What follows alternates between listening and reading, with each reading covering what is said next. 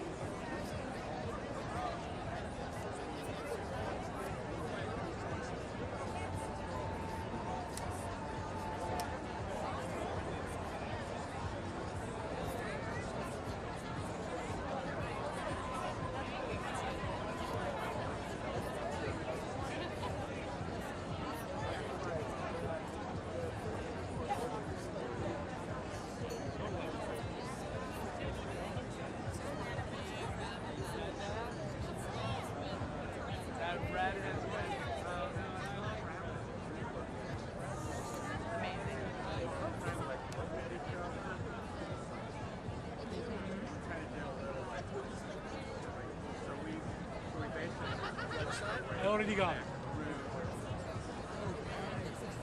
That we noticed during the show, you know, it just is so crowded in it.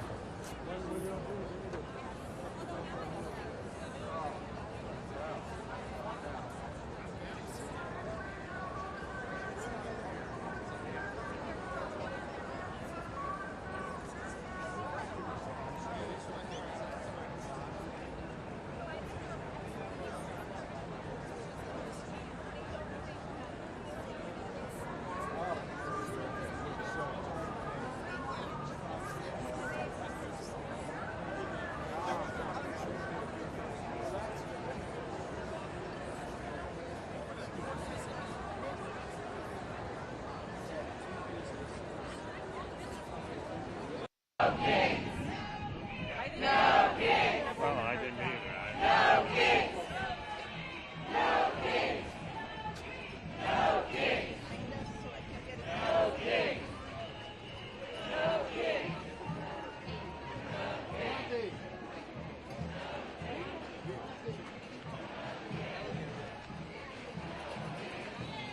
We built this! Oh yeah!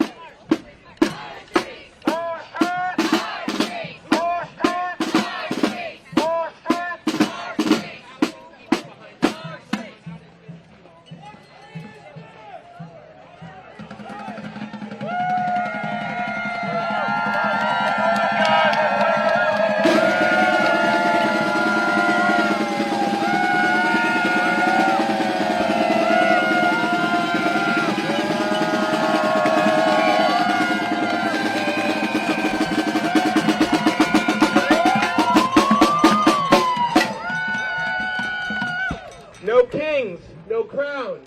We the people won't back down, no kings, no crowns. We the people won't back down, no kings, no crowns. We the people won't back down, no kings, no crowns. We the people won't back down, no kings, no crowns. We the people won't back down, no kings, no crowns. We the people won't back down, no kings, no crowns. We the people won't back down, no kings, no crowns.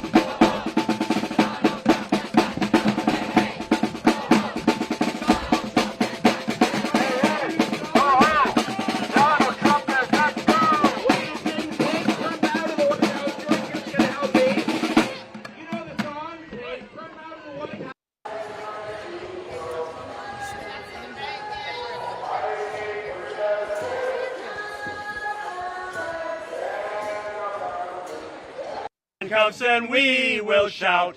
We don't care if he never gets out. We say no, no, no to his king plan. We won't be subjects for him. For it's 1, 2, 3 times impeach for a would-be king.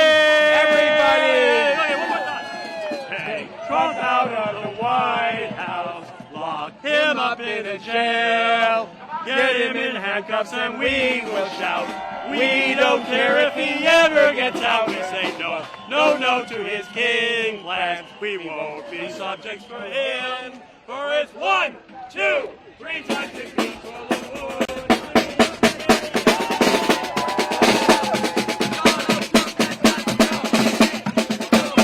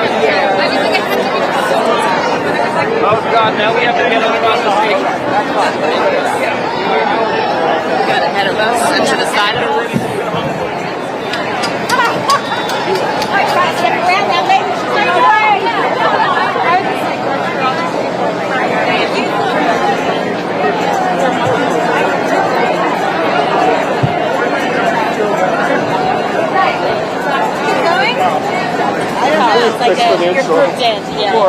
No, but I appreciate that. Well, you know what helps with this?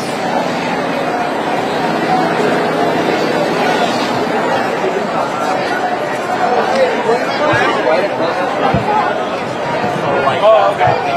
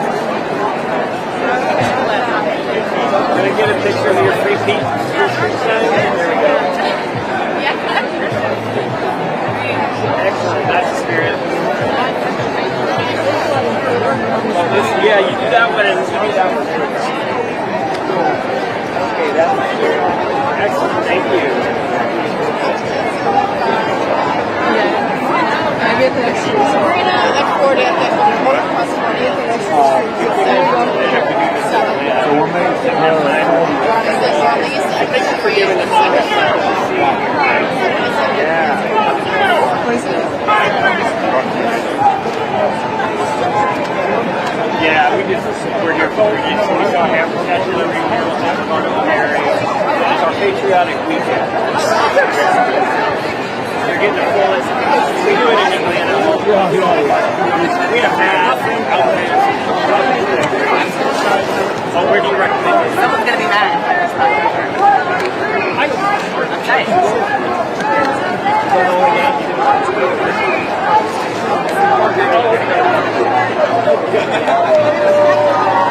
It's not so much arch as in the air.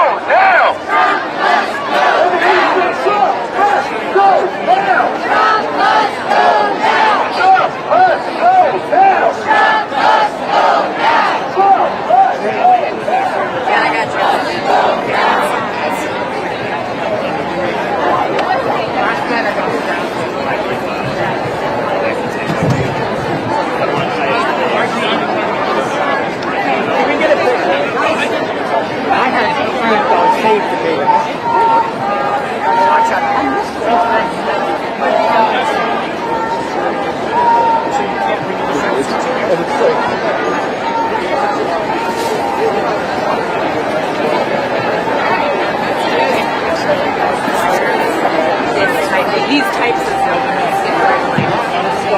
It's an anti-MAGA. Just like they wear MAGA. Free buttons. Yes, free buttons.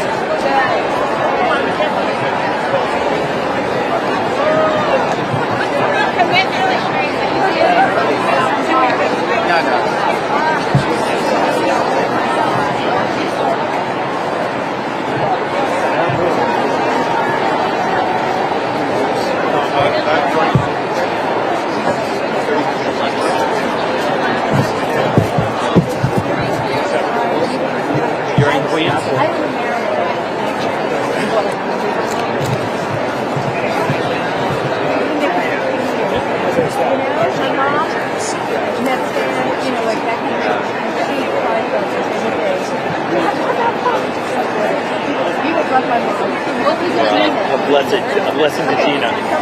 Tina.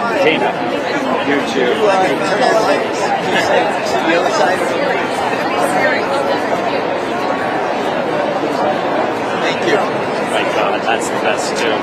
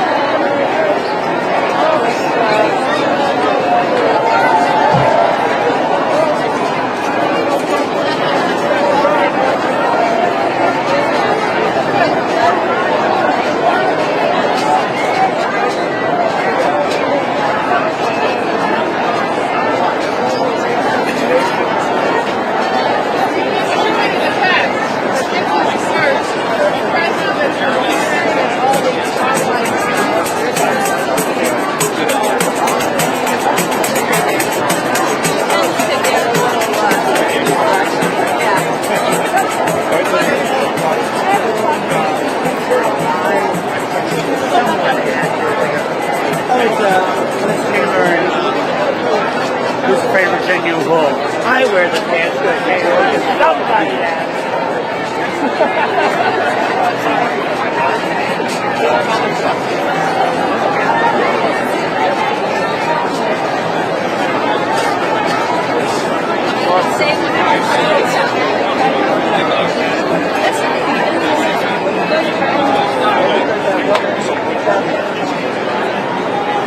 And I can't believe how much I can follow now. Yeah, I've fallen off that.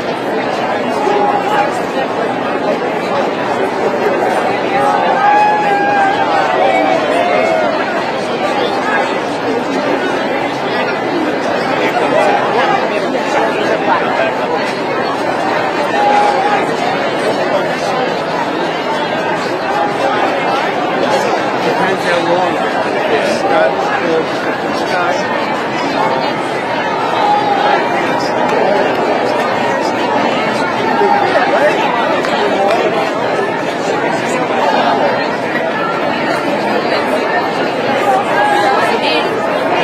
This long ago.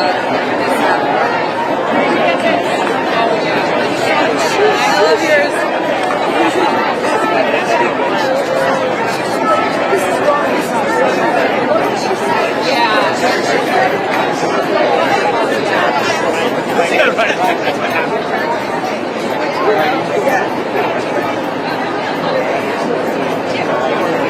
Yay! Portland!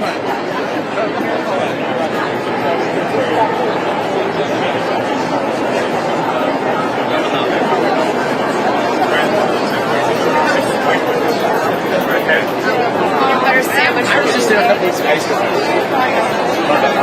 Only the front part. Well, I never go with the back.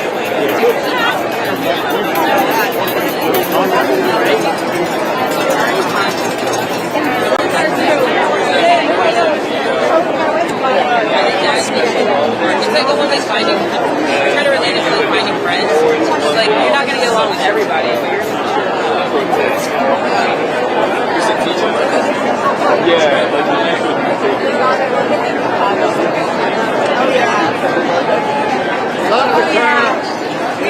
We are loving the ghetto. And do you realize that you're like right in front of the Ford Police Department? It's like somehow just like really a great shot.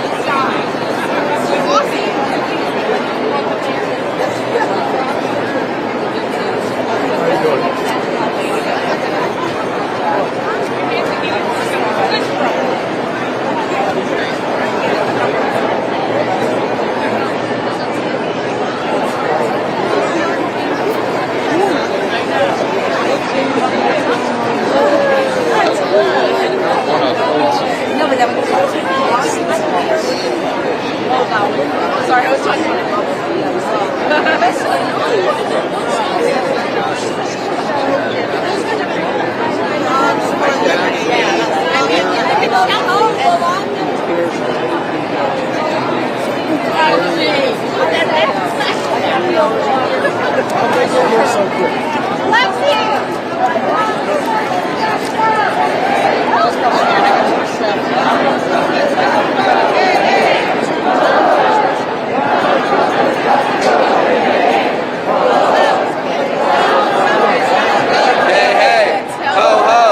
Donald Trump has got the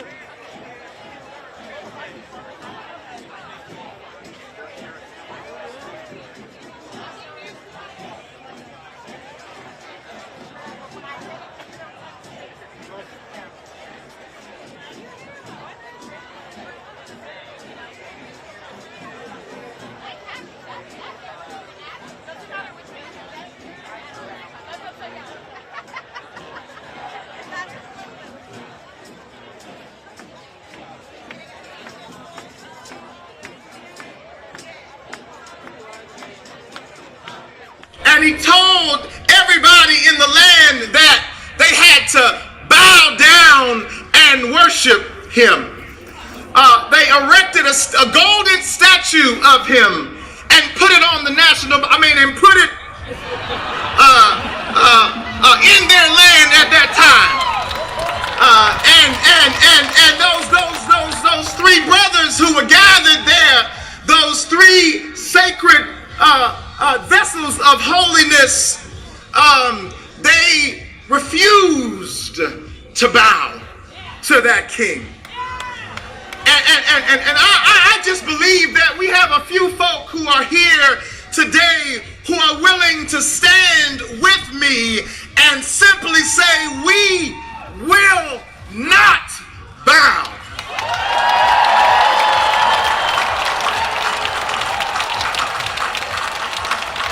No, we won't bow to any power that traffics in fear and division. We will not bow.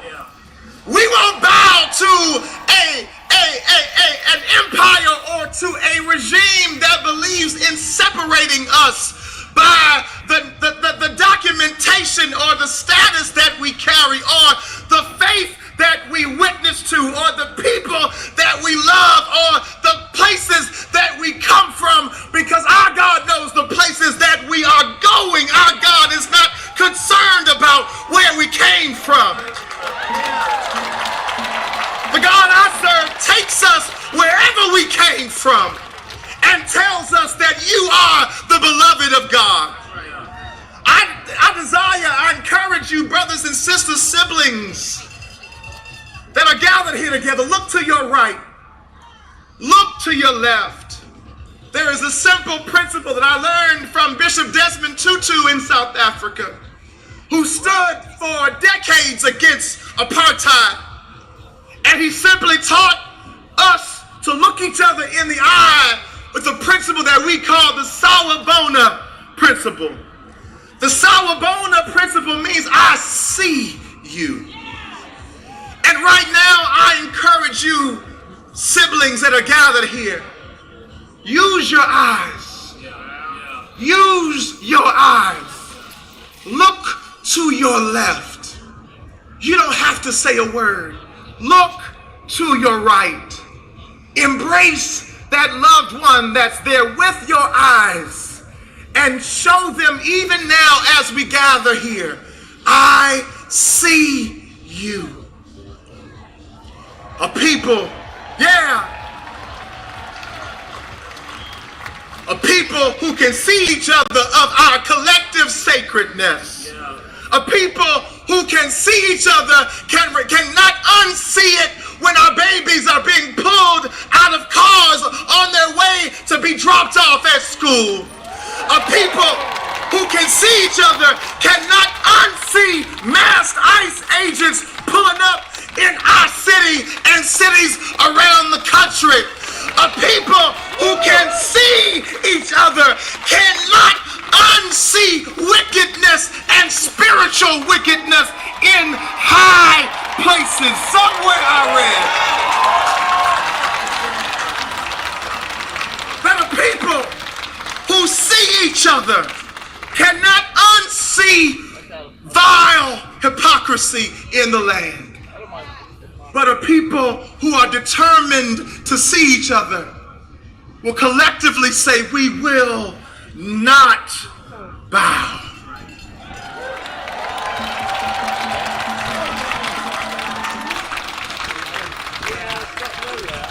And I can see those three boys standing there, standing in clear defiance to the edict of an unjust ruler. And I can still hear them saying with me, saying with you, saying with people gathered all across this country today, to say that because I see my neighbor, we will not bow. Because I love my neighbor, we will not bow. Because I will protect my neighbor, we will not bow. Because greater is the one that's in in me than the one that's in the world. I gotta say one name. That name is Bishop Kenneth Moles. None of you may know who he is. None of you may have never heard his name.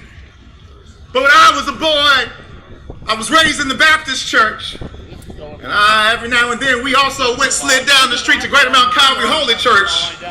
And that means when folk fall out and folk get happy and folk dance all over the church. And there was a man there named Bishop Kenneth Moles. And he simply said these words. He said, because our God is the greatest power, we will not be defeated. And I'll say it again. I know you may not have been to church in a while. I know we may not have seen you in Sunday school or Sabbath school or at the masjid or at the temple. But our God is the greatest power. And any kind of religion that is bound up and caught up in fear, any kind of religion that is bound up and caught up in hate, any kind of religion that is not characterized by love, beloved of God, throw it away. Throw it away. Throw it away. But I'm believing that there are people rising up all over this nation. There are people rising up all over this land, this sacred land. I'm believing that there are people rising up all over this world who will not bow to hatred, who will not bow to corruption, who will not bow to hypocrisy, who will not bow to fear, who will not bow to suspicion, who will not bow to political violence, who will not bow to a kind of religion that wants to be close to power but won't empower anybody else. We will not bow.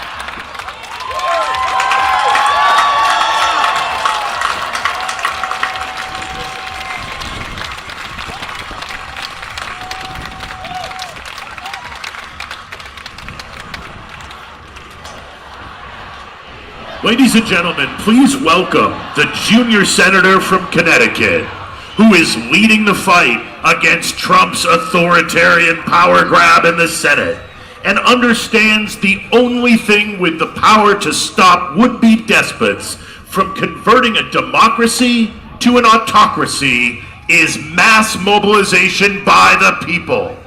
Welcome, Senator Chris Murphy.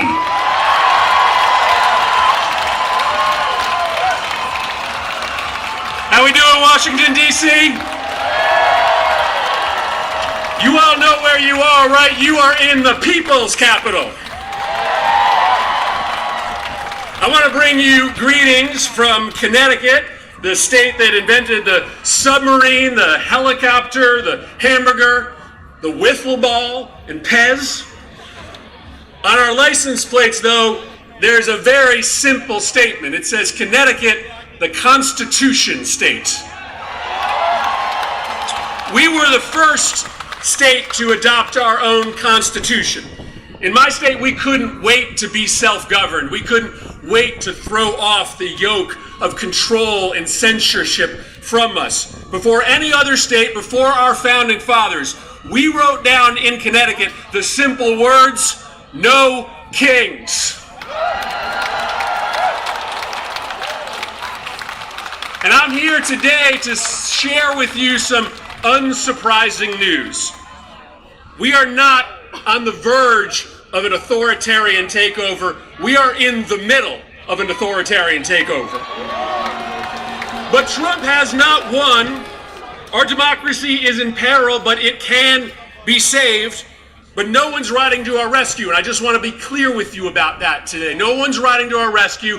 There aren't establishment responsible Republicans that are riding to our rescue. The mainstream media isn't riding to our rescue. There's no oligarchs riding to our rescue. It is up to us to save us. Now, recently, when I gave this warning that we are in the middle of that totalitarian takeover, one of my colleagues said, well, be careful. You don't want to scare people, but you guys can handle the truth, right?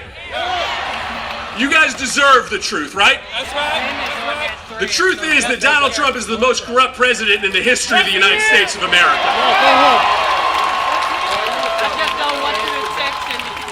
The truth is that he is enacting a detailed step-by-step plan to try to destroy all of the things that protect our democracy: free speech, fair elections, an independent press, the right to peacefully protest. But the truth is also this: he has not won yet. The people still rule in this country.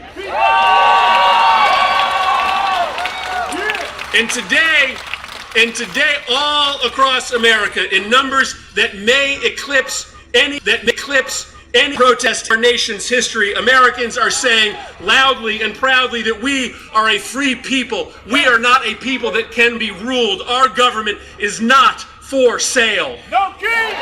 No king! No king! No king! Now, I want to be honest with you about what's going on, and you know it. As we stand here today, the government is shut down, and shutdowns are painful. They hurt people. And frankly, that's why there was not a single government shutdown when Joe Biden was president and Democrats were in charge of Congress. Because we acted like adults, we negotiated with Republicans, we found common ground, we kept the government open. But today, Trump is telling Republicans that they shouldn't even show up in Washington, D.C. The House Republicans have been on an unplanned vacation from D.C. for 5 weeks. And there's a couple reasons for that. First, they're trying to cover up for rich billionaire pedophiles. But second, because Trump does think that he's a king, and he thinks that he can act more corruptly when the government is shut down. But he cannot. He doesn't have new powers, extra powers in a shutdown. The President of the United States during a shutdown, or even when the government is open, does not have the power to send masked men into our cities and pull off the streets our peaceful neighbors and throw them into the back of vans and into prisons. He never has that power. Whether it's a shutdown or not, the President of the United States does not have the power to use the FCC and the Department of Justice to censor our speech, to tell us that we cannot speak truth to power when we are protecting our democracy. He never has that power. And let me just say that I'm very proud of my Democratic colleagues who have drawn a line in the sand. And let me just speak for myself for a moment about this shutdown. I will not vote for a budget that throws millions of people off their health care just to pay for a tax cut for billionaires and corporations.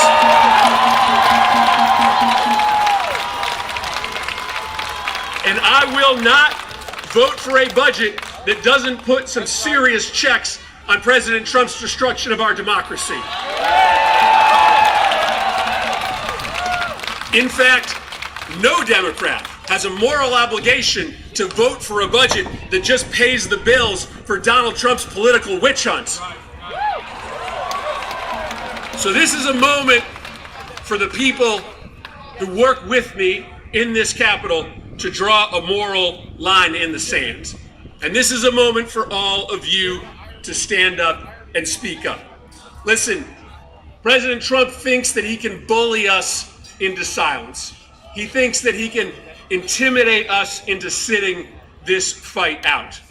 But judging by the number of people here today, judging by the number of people standing up all across this country, he thinks he can silence us, he thinks he can bully us, but he cannot and he will not.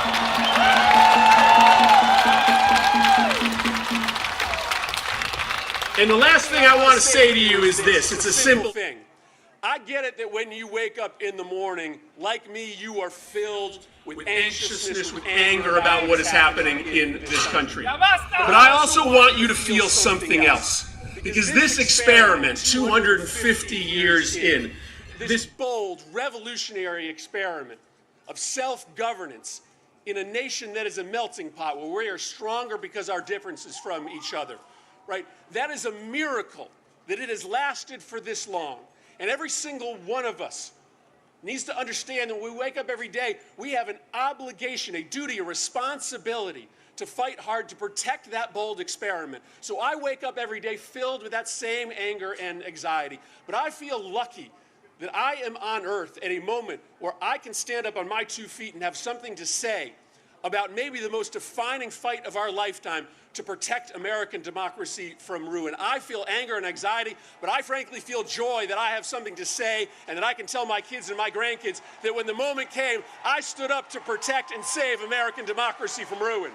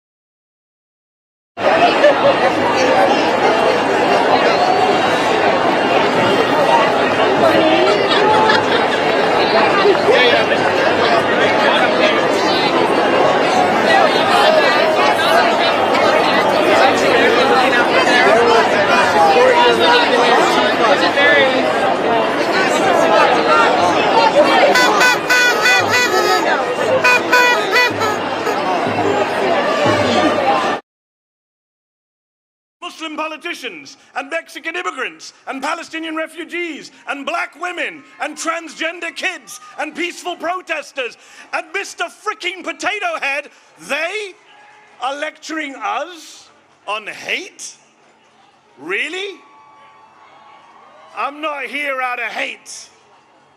I'm here out of love.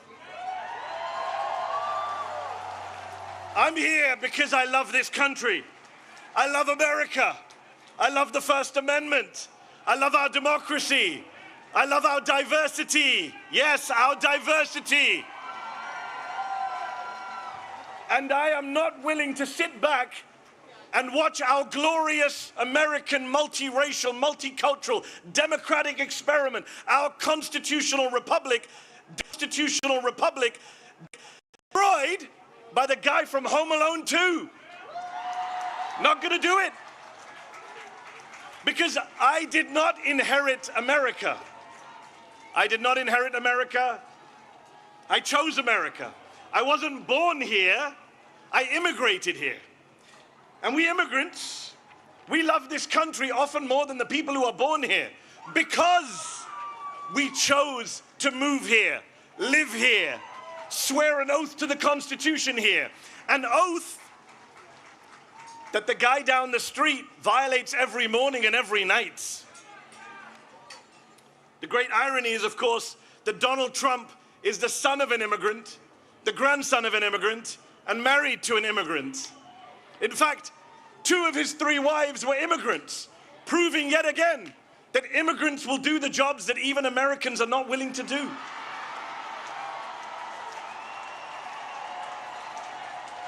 I immigrated here from the United Kingdom. You want to talk about no kings? The UK still has a king, King Charles III, but even he has less gold in his palace than Donald Trump has in the Oval Office right now. Even King Charles has more respect for democratic norms and traditions than the whiny authoritarian man-child trying to send troops into as many blue cities as he can. This is a president who says he wants to be a dictator, but only for a day. Well, we are now 271 days into his wannabe dictatorship. He just went to see the Egyptian president Sisi, who is a military dictator, runs one of the most repressive regimes on earth. And he went there and he said, I want to praise your fantastic leadership and your low crime rate. This is who he loves. This is the autocratic leader he aspires to be. And of course, he was in Egypt hailing his Gaza peace plan, which is a ceasefire, yes, but not a peace plan. Donald Trump, the man who uses Palestinian as a pejorative, as a slur, has no plan for Palestinian freedom, no plan for Palestinian statehood, no plan for justice for the Palestinians who have been massacred and starved and genocided and ethnically cleansed for the past 2 years, including the past 9 months of his presidency. Meanwhile, Israel for the past week has violated the ceasefire again and again, killing Palestinians with impunity. Yesterday they killed 7 Palestinian children during a ceasefire. There is no peace in the Middle East because, as Dr. King said, peace is not just the absence of violence, it is the presence of justice. So these are dark times. Genocide abroad, fascism at home. Which is why it's so crucial that we gather, we organize, we rally like this. We mobilize, we pluralize, we bring people into the tent. We register voters, we defend voters, we become voters if we're not already. And you know, they say we don't reach out to the other side. We don't reach out to conservatives or Republicans, that we're in an echo chamber. Well, let me say to every Republican and conservative watching, aren't you the ones who said no more big government? No tyranny in America? So if you believe that, what are you doing defending masked federal agents in unmarked cars, bundling people off of the streets, including American citizens, and disappearing them? How are you okay with that? And if you're not okay with it, then come over to our side, the side of the Democrats. The small d Democrats, not the big D Democrats, not the Democratic Party. Those of us who are from all parties and none. But those of us who care about saving America so that we can get to our 250th birthday and still be free when we reach 250 years. Come over to our side. The side of no crowns, no thrones, no kings. The side of freedom, of liberty, of the Constitution.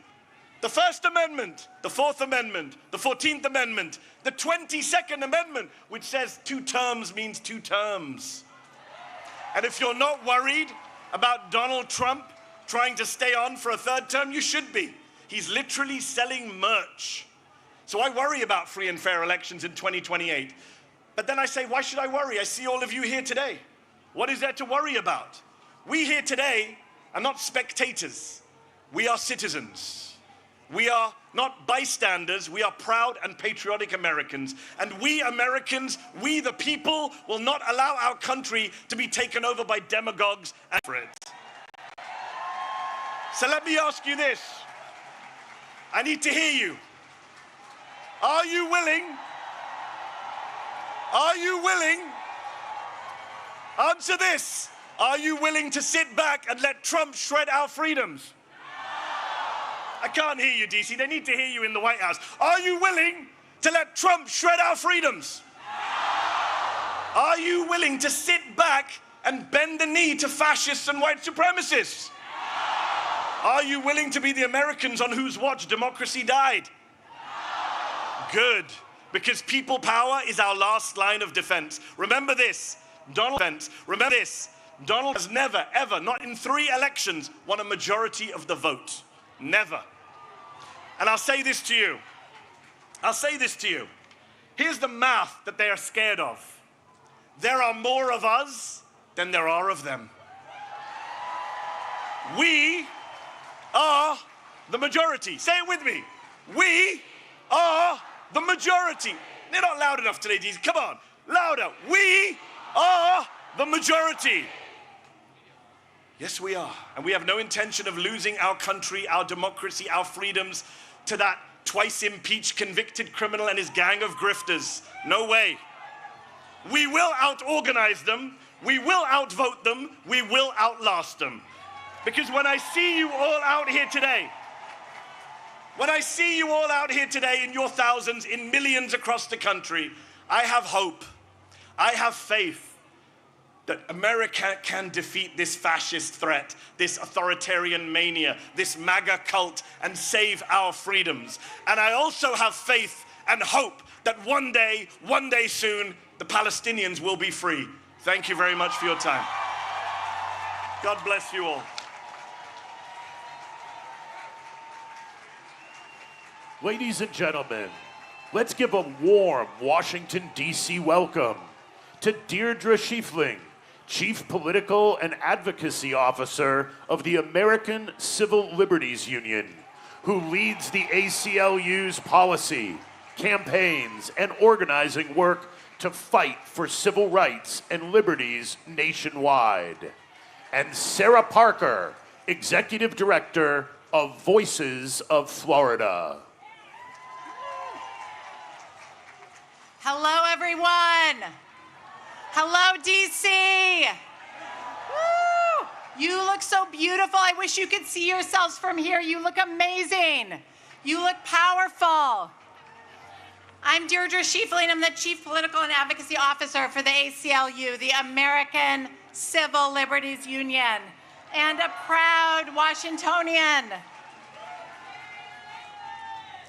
I'm so thrilled to be here with you, my community, today, doing the most patriotic and American thing that we can do, peacefully, lawfully protesting the Trump administration's abuses of power and exercising our First Amendment rights.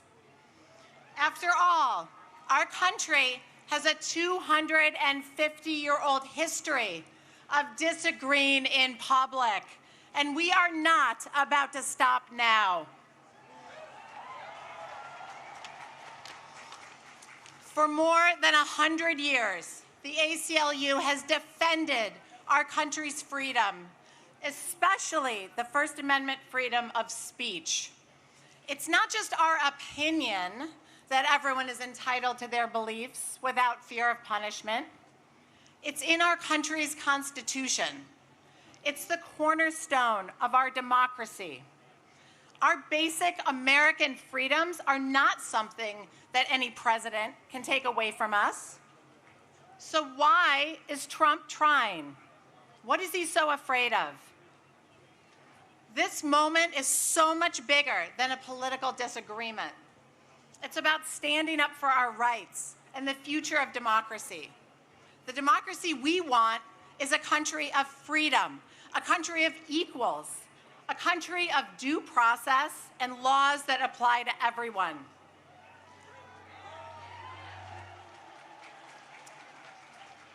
Not a country where masked ICE agents kidnap people out of their beds in the middle of the night, where they zip tie terrified children together.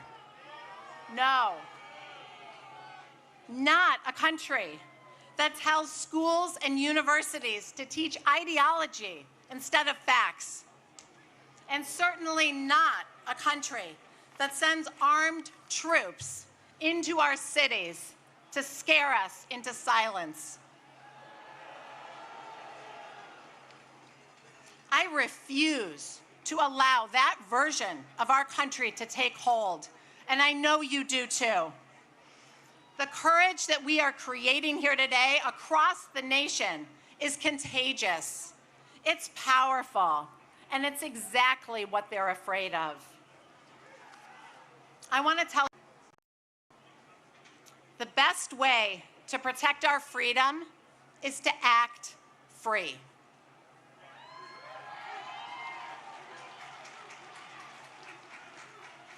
I was in my hometown of Buffalo, New York, a couple months ago, and I saw a new billboard up from the Buffalo Public Library. It said, "Free people read freely." Free people read freely. 4 words. I was so struck by the simplicity and the power of that statement, and by the fact that the public library felt the need to make it. Free people read freely. They think freely. They protest freely. They act free. The best way to protect our freedom is to act free.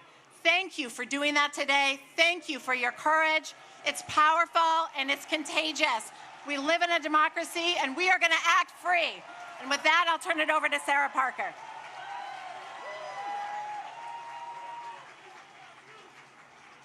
My name is Sarah Parker, and I'm the Executive Director of Voices of Florida and a National Coordinator with 5051.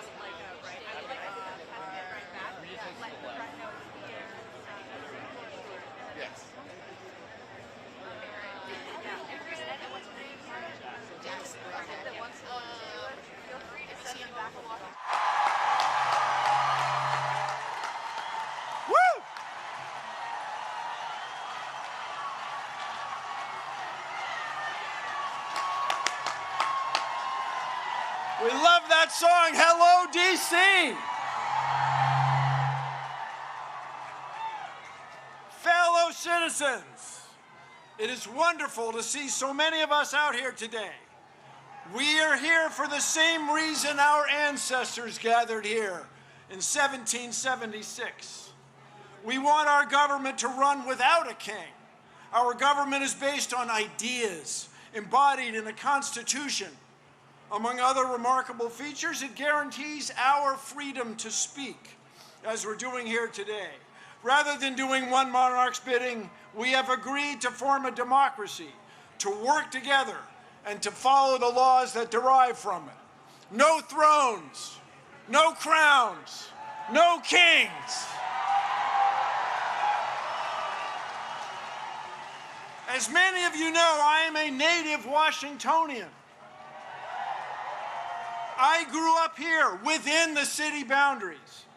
And when you grow up here, the affairs of the federal government are very much a part of your life. I remember well sitting on my father's shoulders and waving to astronauts as we, as a nation, celebrated their accomplishments back in 1964. In 1964, that was the first year my parents could vote for president as citizens of the District of Columbia. We still do not have voting representation in the district. Someday, perhaps.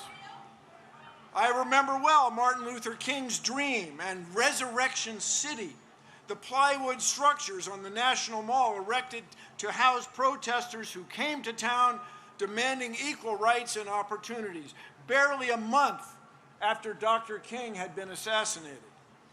I remember well the Vietnam War. The mall was shoulder to shoulder, much as it is today. Traffic stopped citywide. The protest movement expanded. There were protests around the country, and the war was ended. We are protesting in the same fashion today.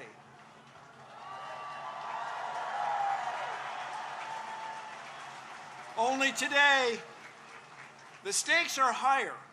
Rather than abandoning a war against an elusive, perhaps sometimes imaginary foe, we are confronting the possible end of our republic. We are here to tell our lawmakers that what's going on in our government is wrong. They must stop the abuses of this petulant president and his circle of sycophants. No thrones, no crowns, no kings.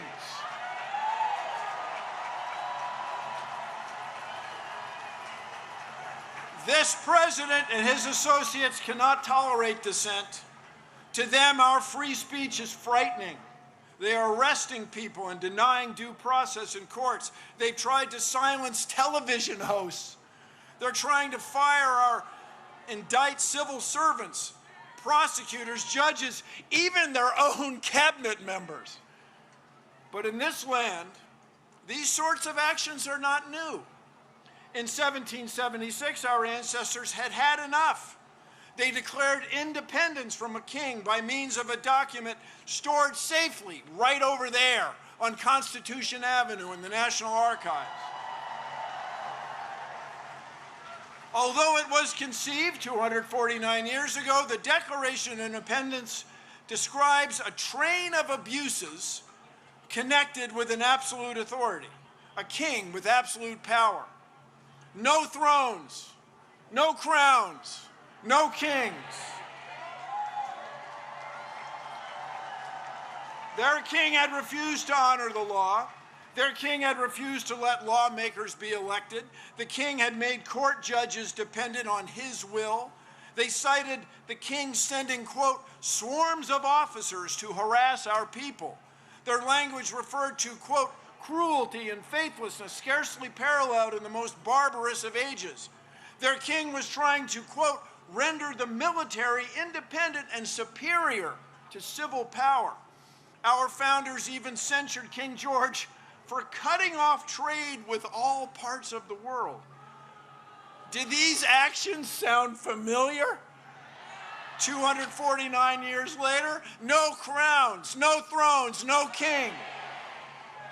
In short, the founders believed their king was, in their words, quote, totally unworthy to be the head of a civilized nation. No thrones, no crowns, no kings. Although the United Nations has been the world's leader, and although the United States has been the world's leader in science for decades, this president and the members of his cabinet even fail to accept scientific facts. Contrary to Article 1, Section 8 of the Constitution, they do not promote the progress of science. They suppress it to the detriment of our health, well-being, and international competitiveness. It is a formula for failure. How did we get here?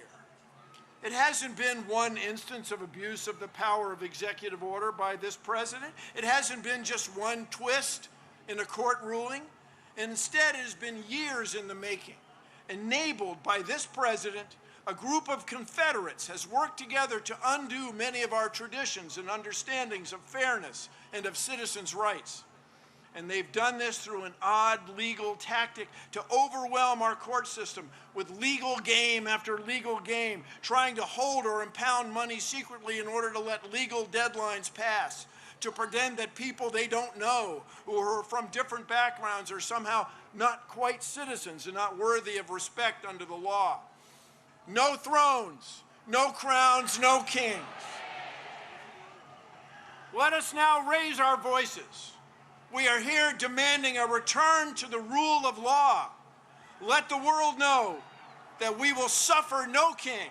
We will put the United States back on a course to lead the world in fair governance.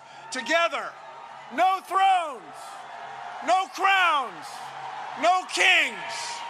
Thank you all. Let's change the world.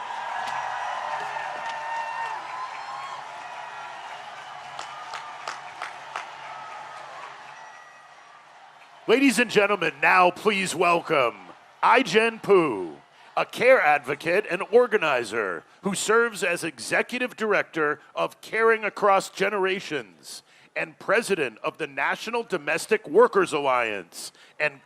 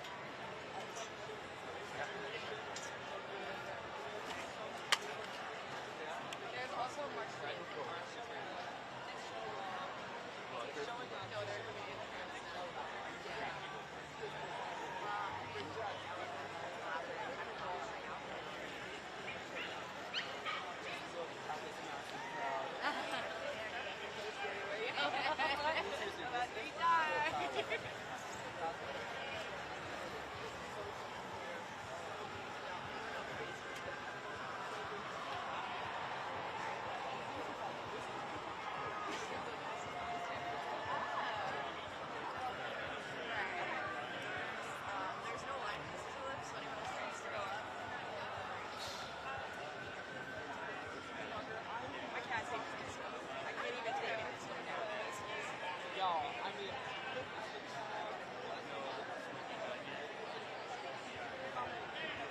we're showing how to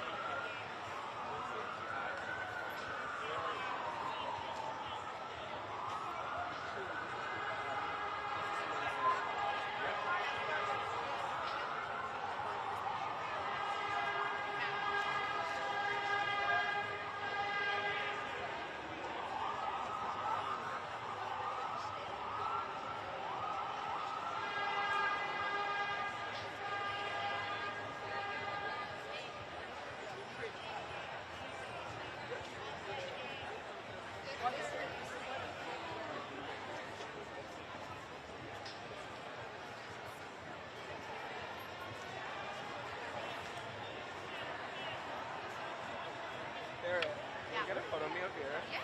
Thank you. Do you want me to use your phone? Yeah. Thank you. And then do you want to do a video too, actually? Yeah.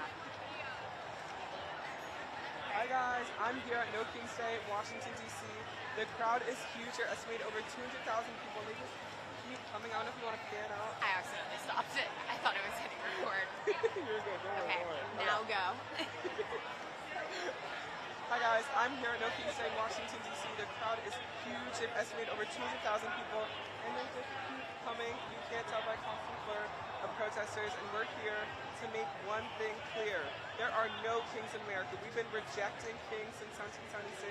We're going to continue to do so. So Donald Trump and House Republicans, if you're watching this, the people are fed up. We're making that clear. I don't know if you want to pan over to turnout. There's a huge turnout right in front of the Capitol. We're making it clear we're done with the shutdown, and we're shutting it down. All right, thank you. Thank you, Barrett.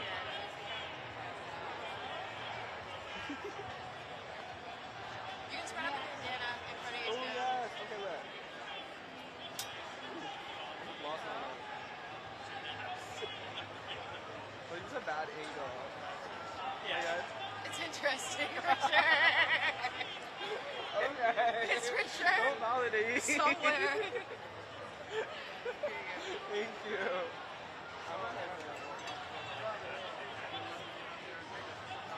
Oh, I don't know. I don't work with them. I'm sorry.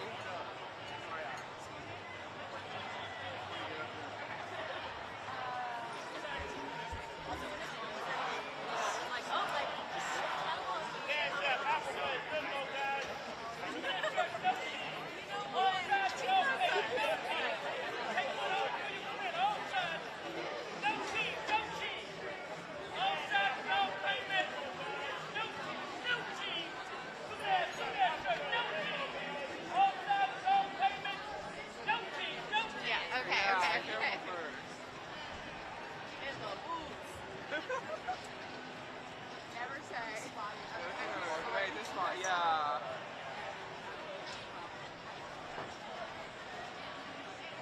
Okay.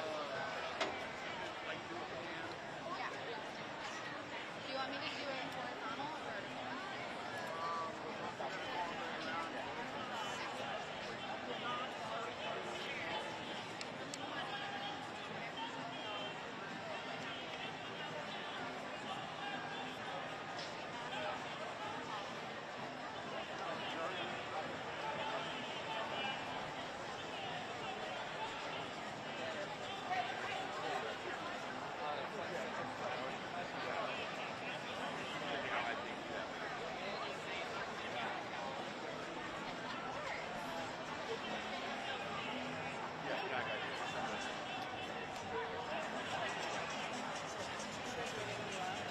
I just would,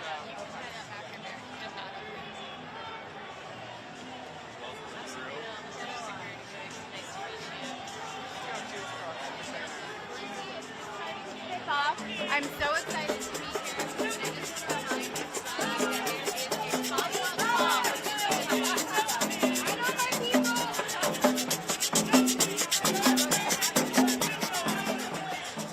I'm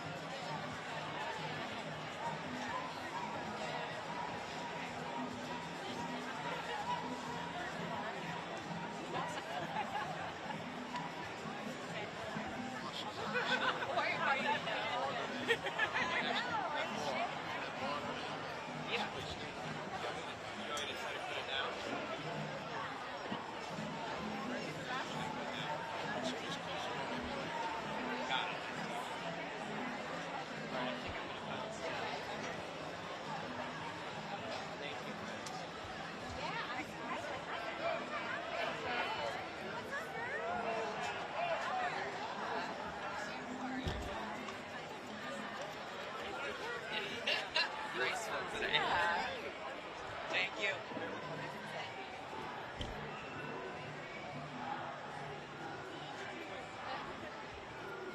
How do I exit? Yes, we've opened Got the magic code. Thank you. the magic code, which is the gate. Thank you so much.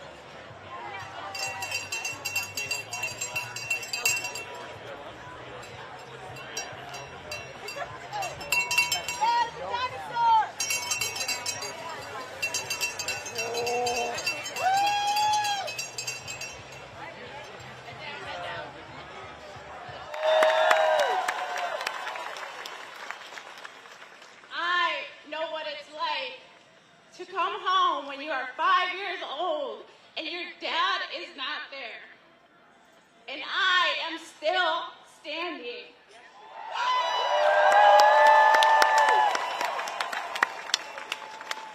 And I am prouder than ever to be an immigrant. And I commit to continue to fight, but I need your help. Here's how you can help. Join a rapid response network. Visit, shop, eat in our towns, in our neighborhoods. Cicero, Hermosa, Belmont Cragen, Little Village, back of the yard.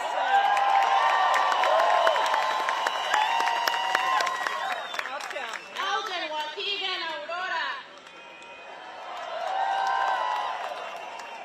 Donate to our organizations. Donate to the Resurrection Project. Donate to ICIRR. Donate to OCAD. Buy your whistle and take it everywhere you go.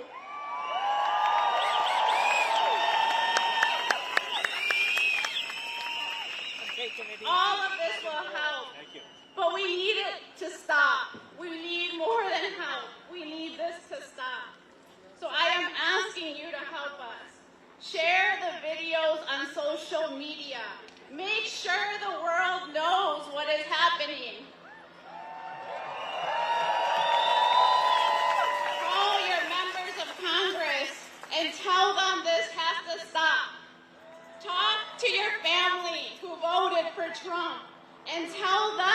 to call their members of Congress.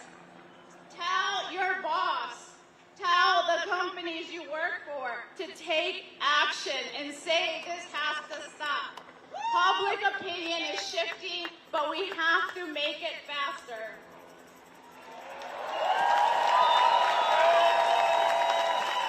So now, I have a favor to ask. Our people are at home right now, and they are in a lot of pain. So I'm wondering if you will repeat after me and send a message to them. Let's get started. Dear immigrant. Dear immigrant. Dear construction worker. Dear construction worker. Dear tamalera. Dear tamalera. Dear car wash worker. Dear car wash worker. Dear immigrant mom, dad, grandma, grandpa. Dear immigrant mom, dad, grandma, grandpa. Dear immigrant friend. Dear immigrant friend. Dear little brown kids. Dear little brown kids. You are loved by your city. You are loved by your city. Chicago loves you. Chicago loves you. We are so sorry this is happening to you. We are so sorry this is happening to you. But you have our promise that we will make it stop. You have our promise that we will make it stop. Inmigrantes, Proyecto Resurrección está con ustedes. Lamentamos tanto lo que está pasando, pero saldremos de esto juntos. ¡Que viva los inmigrantes! Thank you.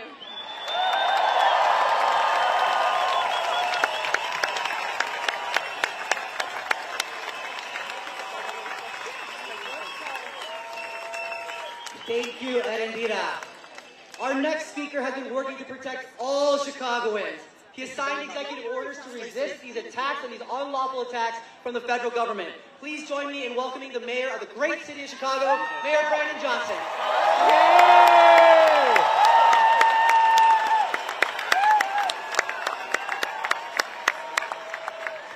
Well, are you all ready to defend this democracy? Are you ready to fight fascism? Are you prepared to destroy authoritarianism once and for all? No, you go ahead. Let the world hear you. No kings. No kings. Now listen, there are those in this country that have decided, after the behest of this president, to declare war on Chicago and American cities across this country. They have clearly decided that they want a rematch of the Civil War. But we are here to stand firm, to stand committed, that we will not bend, we will not bow, we will not cower, we will not submit to the authoritarianism that is coming down. Go get the white hat on the back. I want to make this point emphatically clear, that the attempt to divide and conquer this nation will not prevail, because when the people are united, justice always prevails.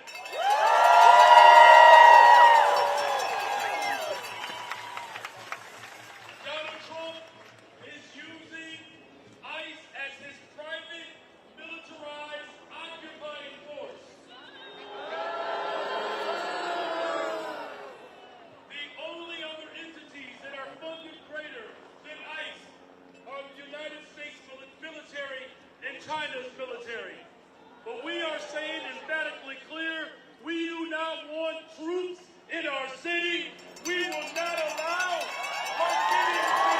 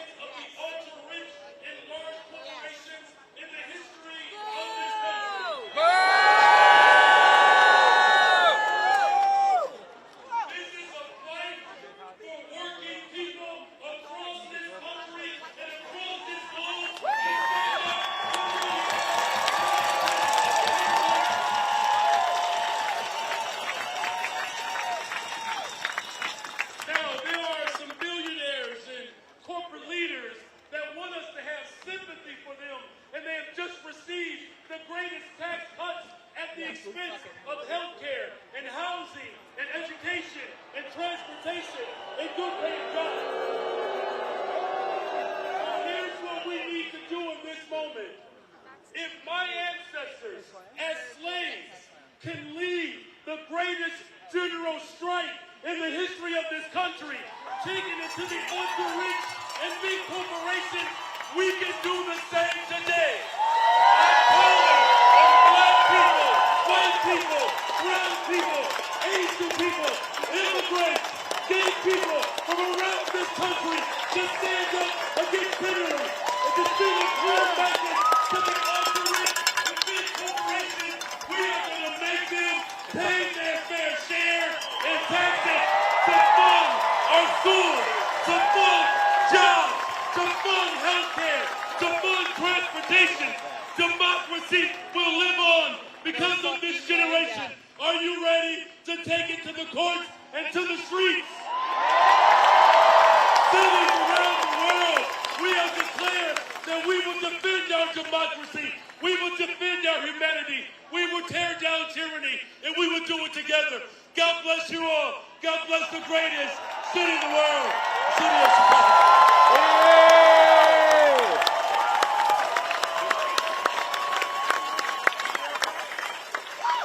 Let's give it up for Mayor Johnson.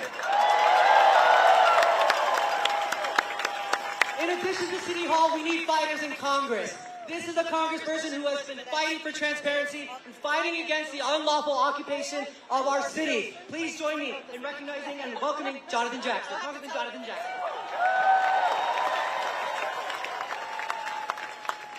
We're here today because we've had enough of watching federal agents zip-tie women, zip-tie children, zip-tie hard-working Americans. We have seen far too many unmarked vehicles rolling around the streets of American cities, arresting people who are actually American citizens with no identification and no due process. And if anybody thinks that this gathering is about blowing off steam, they have grossly underestimated the severity of this moment. And better still, they have misunderstood the determination that we have not to allow this country to become a racist dystopia where cruelty destroys the rule of law. We did not come here to have a picnic. We came here to draw a line in the concrete. And if the enemies of democracy think that we are going quietly into the night, let them see the size of this gathering and remind them of who's really in charge.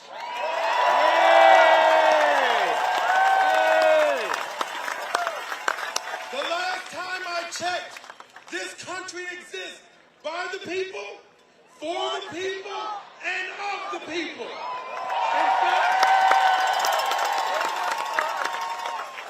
In fact, the last time I checked, the rights of individuals in America are not derived from the generosity of the state, but they comes rather from the hand of God. So let us hear today, because we come here, we refuse to hand this country over to a bunch of wannabe tyrants who are as mediocre as they are uninformed. Today we stand together for the kind of America that Reverend Martin Luther King died to make possible. And today we stand up for our diversity, for our equity, for our inclusion. Because without it, this is a country that would be a meandering republic that only represents the needs of those who gorge themselves with money and power. How many times do we have to tell America that DEI is not a pathway to privilege for the few, but it is rather how this nation should seek to correct the mistakes of the many?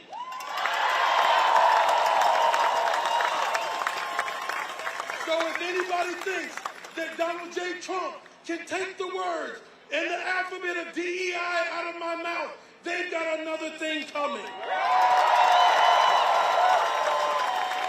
I will not shut up about it. This is a beautiful crowd. This is a composite nation. And I won't be quiet because diversity is the only treatment that has ever been successful in the fight against the cancer of racism. Walking away from diversity, I've said it before, is like turning your back on chemotherapy before the tumor has gone away. Nobody with any sense tries to get up and leave the operating table while their chest is still open and the doctor is still doing the surgery.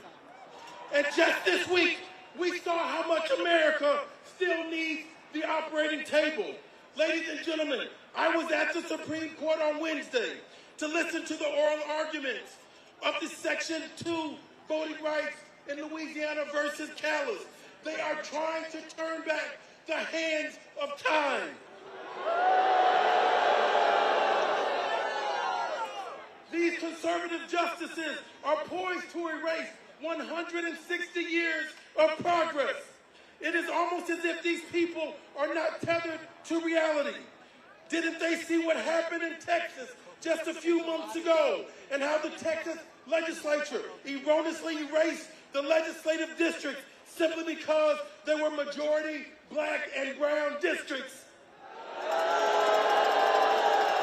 There was no compelling interest to redraw those districts other than that folks that wanted to gerrymander so they could hold on to power. This is exactly what black folks and African Americans fought for and against 160 years ago. But let me tell you about diversity. When I was in the Supreme Court on Wednesday, there have been 116 justices in American history. There have only been 6 women who says we've had too much diversity.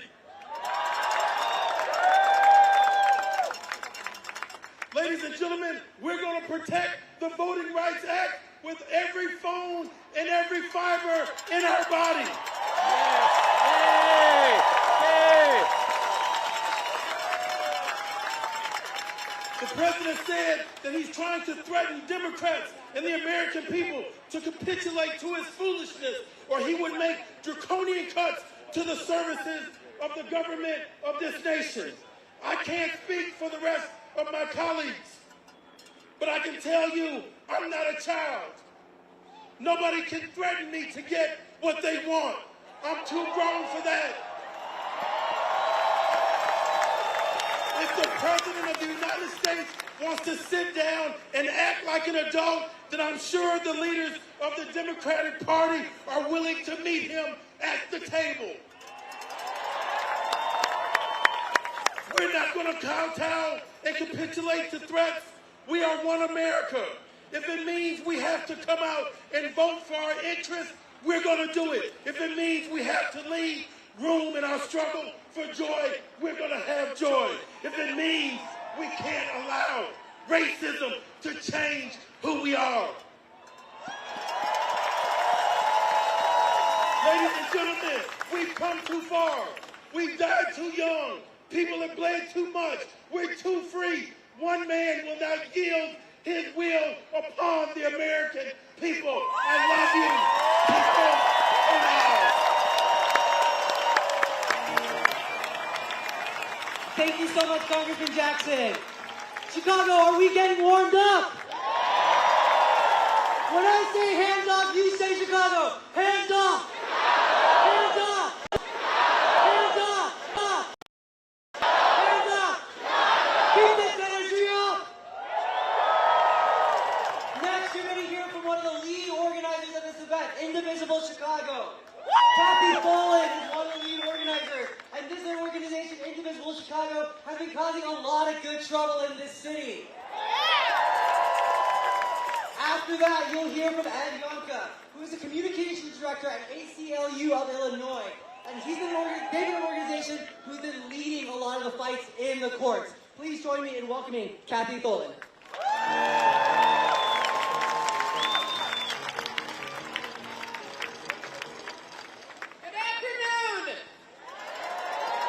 I'm here to take 1 minute for a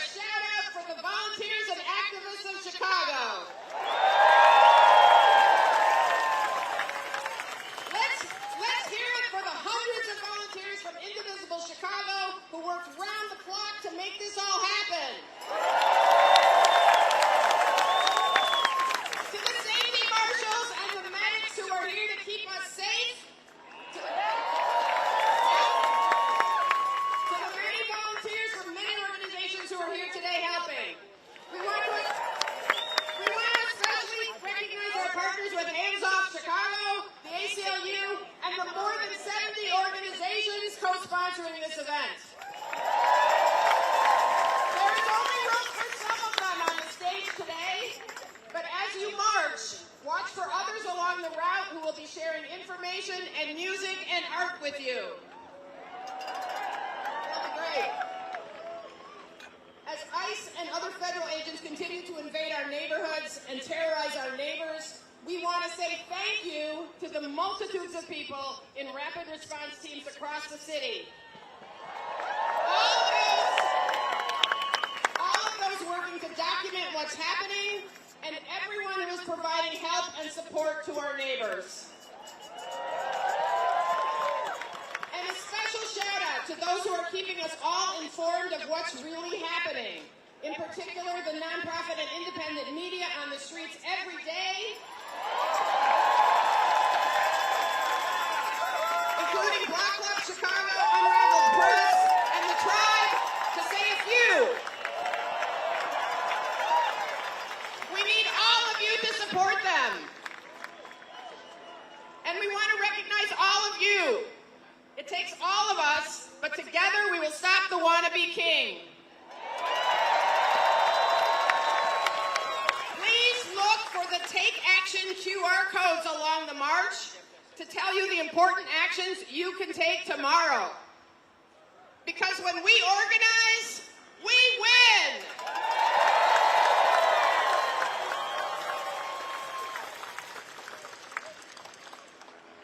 Good afternoon, Chicago! My name is Ed Yonka, and I am with the ACLU of Illinois, and I am so happy to stand with old friends, with neighbors, and with just complete strangers in defiant opposition to the policies of the current White House. You know, there's been a lot of talk from the White House and the president's sycophants over the past few days about these rallies. They have said that we and you hate America. They say that we and you hate American values. These are sad little people. Because they will never understand that we are here because we love America and because we stand for American values.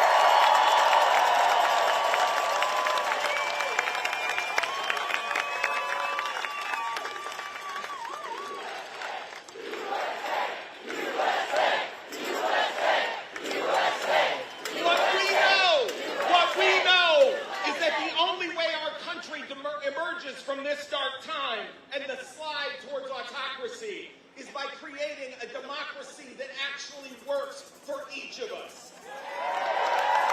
We love our country enough to say no to mass, heavily armed ICE agents rampaging through our streets, firing off tear gas and threatening families and children who are. We love our country enough to say that no to the use of troops, whether military or federalized National Guard in our city, in an attempt to force communities like Chicago to bend the knee to the politics of hate and division.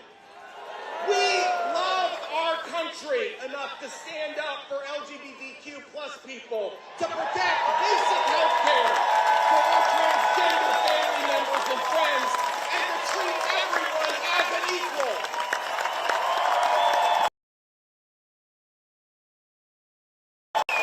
We love our country enough to stand up for the freedom of speech for all people. The power of the federal government should never be used to silence any voice, from a late-night comedian to a graduate student who simply signs an op-ed piece criticizing a foreign government.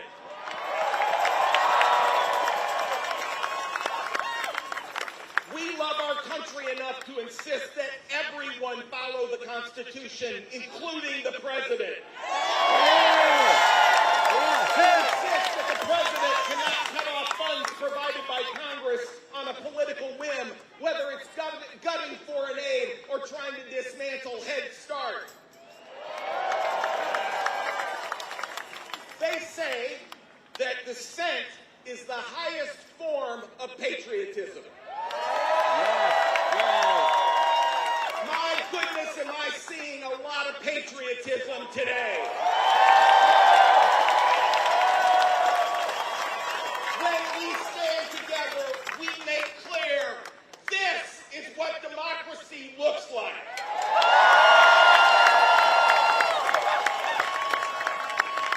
But we know that this movement does not end in a courtroom. It does not end at a podium. It does not end at this rally today. Together, we must continue to take action, to act, to speak out, and to protect our neighbors. Together, from this place, starting today, we can breathe new life into the greatest words ever uttered in the English language.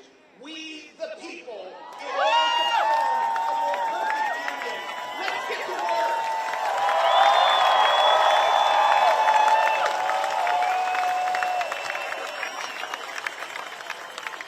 Thank you to Indivisible, and thank you to the ACLU for standing with us. We need fighters in all levels of government and also partnerships with other organizations. We have some people on stage with us who have been fighting the fight in various halls of government. Please join me in thanking, a round of applause for Lieutenant Governor Juliana Stratton.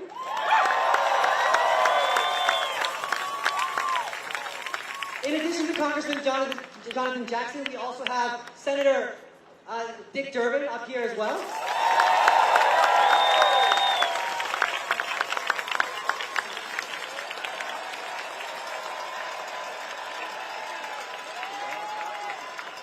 From Congress, we have Congressman Chuy Garcia, Jan Schakowsky, and Mike Quigley.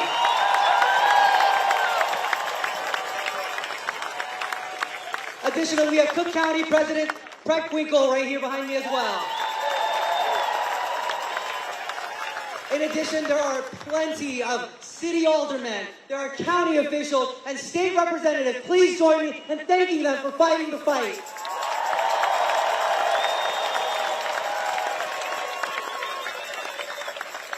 Next, I have the honor of introducing Julieta de Jesus Alejandra. She's the Executive Director at Palenque LSNA. It's another organization doing the work on the ground. She's going to join us up here and recite a poem.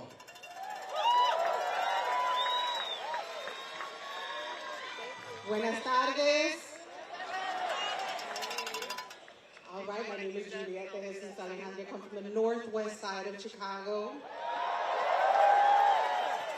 Palenque LSNA is proud to be a part of the networks of ICER and OCAD and Access to Justice. We are part of hundreds of community organizations across the state doing rapid response work. Just regular people being bold and courageous in very simple ways every day. What Trump did not understand is that he has awakened a love in us that's bringing us across our segregated communities.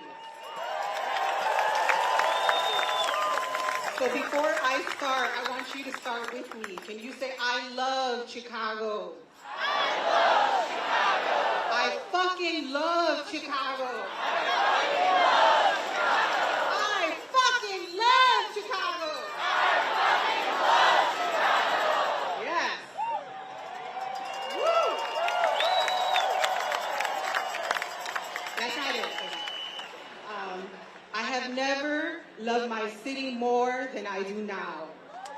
Every block, every tiendita, street vendor, child going to school, every father in a work truck, every viejita and viejito is my grandparents.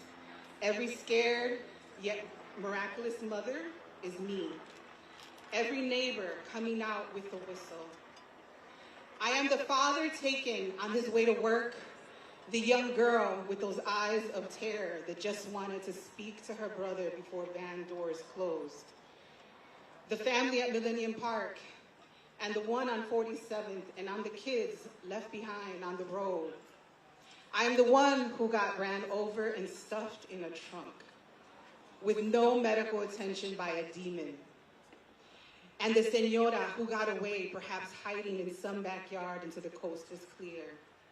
I'm the one shopping at the fruteria by my old grammar school and got kidnapped by 12 men pointing assault weapons at my heart. I am the phantom whose only trace is an abandoned car or tamal cart. I too am everyone coordinating, organizing, texting their comrades, blinded by tears. Every person beeping their horns, everyone who runs out and films or screams. I'm that person who picked up the tear gas canister and threw it back at the Nazi on Armitage Avenue.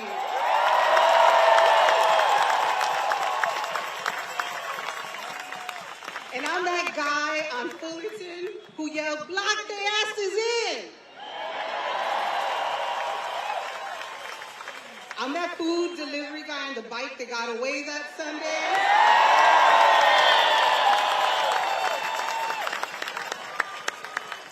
And I am also Marimar Martinez. And hi everyone, it's great to be here with you today. I'm Leah. Hey, I'm Leah's husband. And we are the co-founders of Indivisible. We support a movement of thousands of local indivisible groups organizing in every state of the country. These are regular people who understand that saving our democracy is too important to be left to the politicians, and it's going to take all of us. Woo. Now I've got a question for you. How many kings do we have in America? That's right. We are in the middle of a sprint by Donald Trump, Stephen Miller, their MAGA cronies, to consolidate power and bully American society into submission. They have come for corporations and billionaires, for law firms and universities, for media and civil society. They are ripping families apart, and they are shredding our Constitution while they line their pockets in the biggest heist of all time. And the way they do it is they go on the attack. They make demands. They claim powers they don't have. They bully and they threaten to retaliate, and they see, and if no pushes back, they win. And then they go on to the next attack. They are doing everything they can to convince us that they are all powerful, that they are inevitable, that they will win. And I need you to hear me. It's a lie. Woo! It's always been a lie. And the greatest danger we face is not Trump. It is how we, as a society, respond to this bullying, to this chilling effect. If we preemptively obey, if we shrink back, if we make ourselves small, if we do what they want in advance. Now we saw them try this play this week. Mike Johnson, Stephen Miller, their cronies on Fox News. They have spent the last week on the attack against No Kings, smearing all of us as anti-American. They tried to scare us out of gathering here today. And I've got a question for you. Are we afraid? No. Did they scare us off? No. Are we going to back down now? No. That's right, because what we are doing here today is as American as apple pie. We are standing up for our rights. We are standing up for our neighbors. We are here because we understand.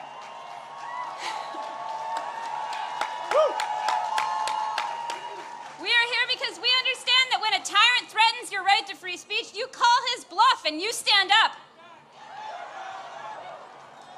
In every action and every day, we defy the regime. So I've got something to say to Mike Johnson, Speaker Mike Johnson, who spent all week smearing regular Americans. There are nearly a dozen No Kings protests happening across your district today. And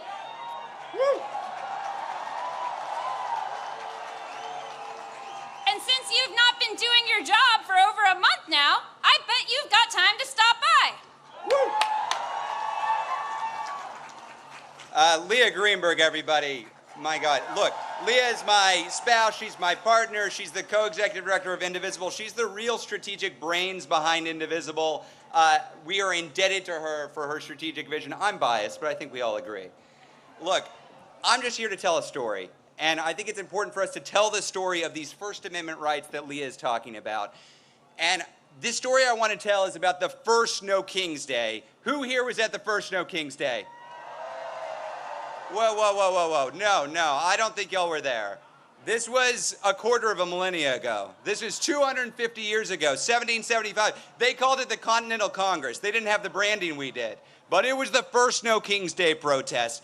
What they did, they brought themselves together in opposition to this would-be monarchical ruler who was steamrolling the American public. He was occupying and invading American cities. He was terrorizing American communities. He was picking out his favorites and persecuting his political enemies. He didn't believe in democracy at all. Can you imagine?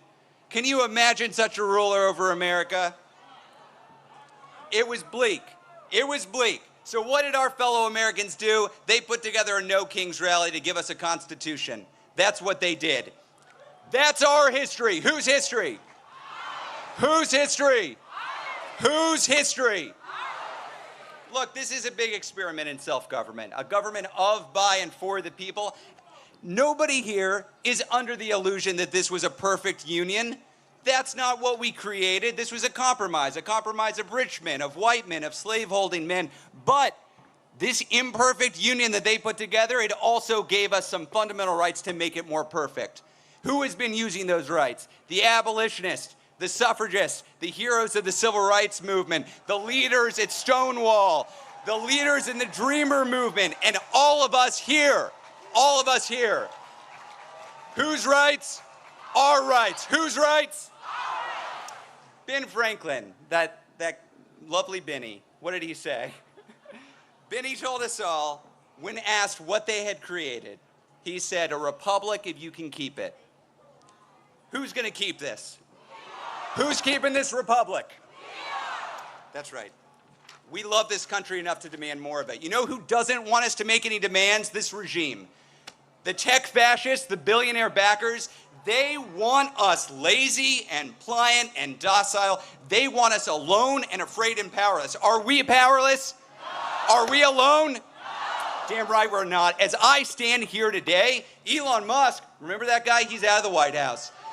Jimmy Kimmel, back on air. And for the last week, this regime has been quaking in its jackboots at the thought of 200,000 people in D.C. outside the Capitol where Mike Johnson isn't working and hasn't been for the last month. You know what it turns out? It turns out that we're braver than the billionaires. Who's braver than the billionaires? Who's braver than the billionaires? This is my favorite part, folks. I get to name some names. Jeff Bezos, who took a respected pro-democracy institution that had the slogan of democracy dies in the darkness, and he turned the slogan into corruption, capitulation, cowardice, shame. Mark Benioff, y'all see this guy in the news, the head of Salesforce, who is welcoming troops into San Francisco? This guy who is begging to give artificial intelligence to ICE to triple their size? Shame. Daniel Ek. Y'all don't know who Daniel Ek is, do you? The CEO of Spotify, which right now is robbing from musicians and running ads to recruit for a secret police force that terrorizes our communities. Mark Zuckerberg. End of story. Need I say more? But we're not just booing, y'all. We're not just booing, we're organizing. This is a movement of everyone in this country who is taking a side. We are taking a side. It is a time to choose that side. Are you on the side of the MAGA forces, of the Nazis, of the billionaires? Hell no. So I ask businesses, universities, churches, which side are you on? We're on the people's side. Which side? Look, nobody on this stage has told you there's no need to have fear. We see what this regime is doing. We see them rattling their sabers. We see them sending troops into communities. We see them zip-tying children and dragging them out of apartments. We see this. This movement, the 200,000 of us here, this movement is not a fearless movement. It's better than that. It's a brave movement. The other side wants to suppress dissent, chill free speech, and come after their opponents. We're not here because we're fearless. We're here because we're better than fear. We're braver than billionaires, and we're bigger than ever before. We're going to win this, y'all, because we believe, as all Americans believe, we don't do kings here. How many kings? No. How many kings? No kings. Now, we had a little bit of extra time in the program, and a guy in Vermont with some ideas about this wanted to come up. So let's have him out.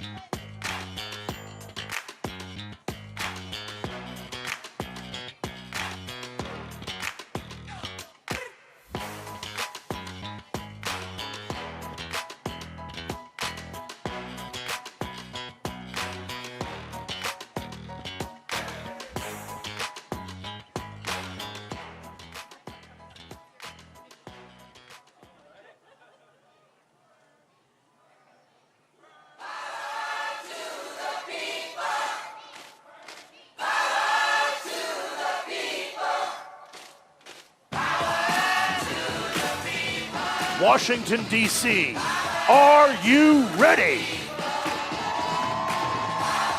Here we go. Please welcome the senior senator from the great state of Vermont, the Honorable Bernie Sanders.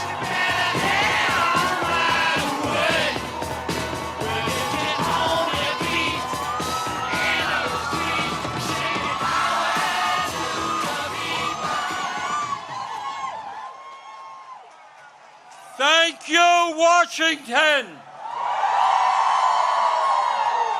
Thank you, Indivisible. Thank you to the millions of Americans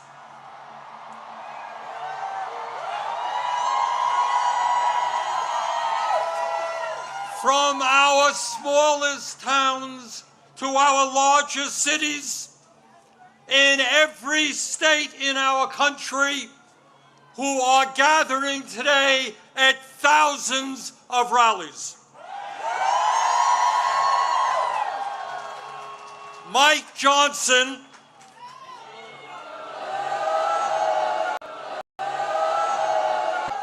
the Republican Speaker of the House, called these rallies hate America events. Boy, does he have it wrong. Millions of Americans are coming out today not because they hate America. We're here because we love America.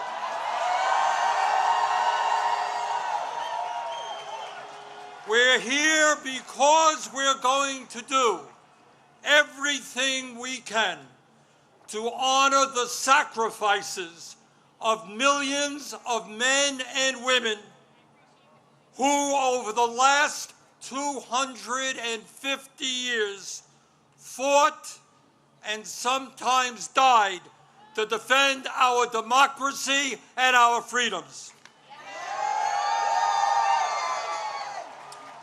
In 1776, with extraordinary courage, the founders of our country announced to the world that they would no longer be ruled by the King of England, a king who had absolute power over their lives. They demanded freedom.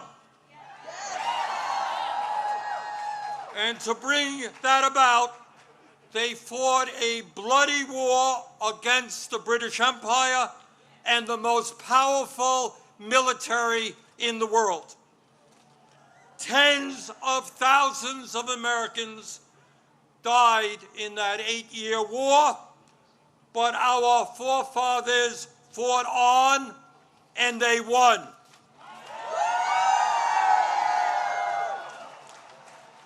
And in 1789, after winning that war, they did something extraordinary. They established the first democratic form of government in modern history. They said loudly and boldly to the entire world, no more kings. In America, they said, we the people will rule. And today,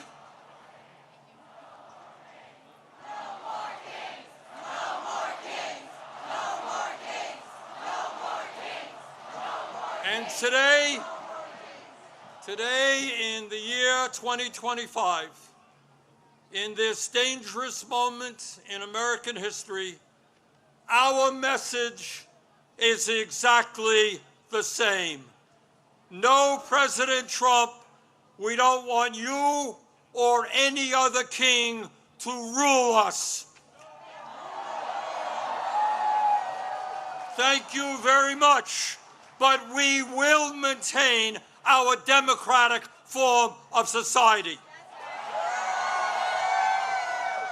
We will not move toward authoritarianism. In America, we, the people, will rule.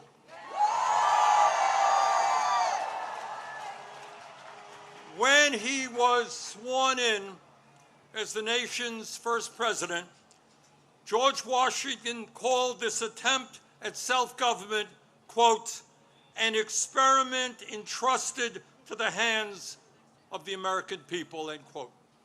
My fellow Americans, in an unprecedented way, that experiment is now in danger. It is in danger when we have a president who wants more and more power in his own hands and in the hands of his fellow oligarchs. It is in danger when we have a president who claims that peaceful protests in Portland, Oregon, or Chicago, Illinois, is an insurrection and calls in the U.S. military. Arrest the mayors and governors who resist them. It is in danger when we have masked agents working for ICE, breaking down doors, throwing people into vans without due process, and taking them to God knows where. It is in danger when we have a president who sues and intimidates the media, who wants no criticism of him and his policies, and who undermines the First Amendment of our Constitution, the very foundation of American democracy. Our country is in danger when we have a president who threatens to arrest or imprison political opponents who stand against him. including the Attorney General of New York State, a sitting U.S. Senator, and the Governor of California. It is in danger when we have a president who undermines freedom of thought and dissent at our colleges and universities, and who attacks law firms that oppose him in court. It is in danger when we have a president who threatens to impeach judges who rule against him. It is in danger when we have a president who ignores Congress, refuses to spend money that Congress appropriates, and takes away money from states who voted against him. It is in danger when we have a president who demands that states redraw congressional maps to ensure that his chosen candidates win future elections. It is in danger when we have a president who illegally fires tens of thousands of federal employees right here in Washington, D.C. and throughout our country, and rips up union contracts that workers have fought for and won. It is in danger when we have a president who grossly violates the Constitution by accepting gifts from foreign leaders, including a $400 million plane from the royal family of Qatar, and then allows that family to build an Air Force facility in Idaho. Well, let us be clear. This moment is not just about one man's greed, one man's corruption, or one man's contempt for the Constitution. This is about a handful of the wealthiest people on earth who, in their insatiable greed, have hijacked our economy and our political system in order to enrich themselves at the expense of working families throughout this country. Yes, I am talking about Elon Musk, Jeff Bezos, Mark Zuckerberg, and the other multi-billionaires who were sitting right behind Trump when he was inaugurated. Remember that? The very same billionaires who funded his campaign, who have bestowed gifts upon him, and who have seen huge increases in their wealth and power since Trump took office. Yes, I am talking about the insanity of one person, Mr. Musk, owning more wealth than the bottom 52% of American households. I'm talking about the incredible injustice of the top 1% in America now owning more wealth than the bottom 93%. I'm talking about the richest people in America becoming much, much richer, while 60% of our people live paycheck to paycheck, struggling every day to pay their rent and mortgages, pay for child care and education, pay for their health care and prescription drugs, afford decent quality food for their kids, and maybe, just maybe, put aside a few bucks for their retirements. I am talking about our nation, the richest country in the history of the world, having the highest rate of childhood and senior poverty of almost any major country on earth.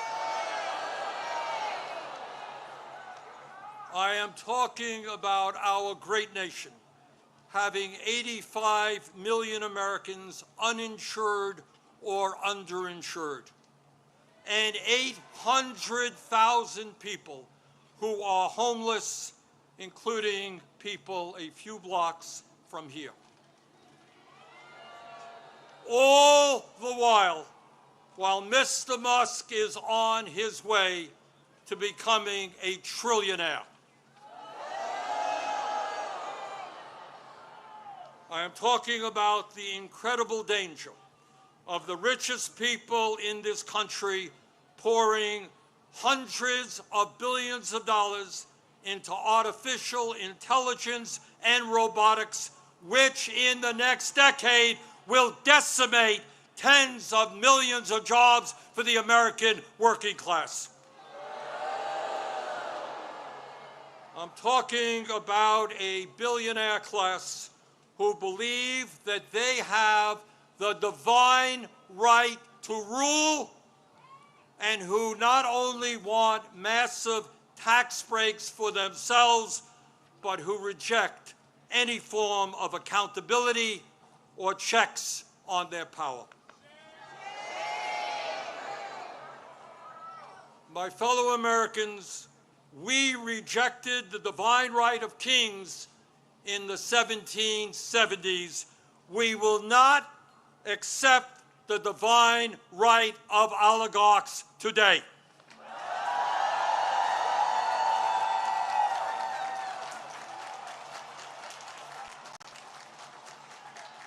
And now let's take a look, brief look, at where we are today. Where we are today on the 18th day of a government shutdown, which is depriving millions of federal employees of the paychecks they desperately need and deserve. Let me cut to the chase and tell you exactly what this shutdown is all about. As a result of Trump's big, beautiful, disgraceful bill, which made massive cuts to Medicaid and the Affordable Care Act, 15 million low-income and working-class Americans are going to lose the health care they desperately need to stay alive. And my friends, studies suggest that when you throw those 15 million people off of the health care they presently have, 50,000 of them will die unnecessarily every single year. 50,000 Americans will die unnecessarily every single year. But that's not all. As a result of that same terrible piece of legislation, over 20 million Americans are going to see on average a doubling of their health insurance premiums through the Affordable Care Act. In my state of Vermont just the other day, people received notices from insurance companies that their health care premiums in some cases would triple or quadruple. And that is going on all over the country at a time when we already pay by far the highest prices in the world for health care. Millions of Americans are going to see outrageous increases in their health care premiums, which they cannot afford. And why is that happening? Why are the Republicans making a broken healthcare system, a dysfunctional healthcare system, even worse? Why are they bringing our healthcare system to the verge of collapse? We all know the answer. We all know the answer. It was to give $1 trillion dollars in tax to Mr. Musk, Mr. Bezos, Mr. Zuckerberg, Mr. Ellison, and the rest of the 1%. $1 trillion in cuts to Medicaid and the ACA, $1 trillion in tax breaks for the 1%.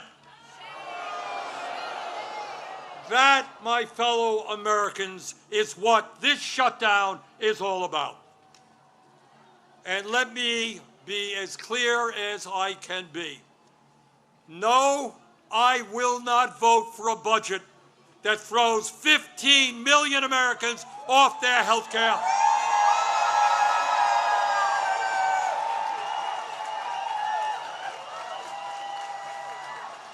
No, I will not vote for a budget that doubles premiums for 20 million Americans.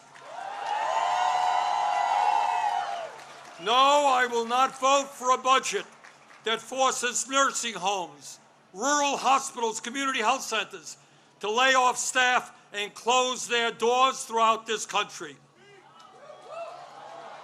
All to give huge tax breaks to the billionaire class. So today, right now, I say to my Republican colleagues, come back from your month-long vacation.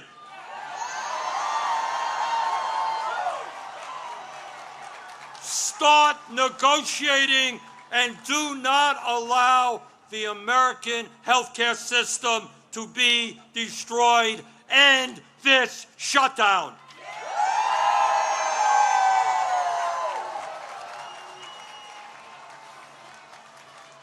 My fellow Americans, we are the greatest country in the history of the world. And when we stand together and don't allow demagogues to divide us up, there is nothing that we cannot accomplish. Yes, we can create a vibrant democracy by ending Citizens United and not allowing billionaires to buy elections.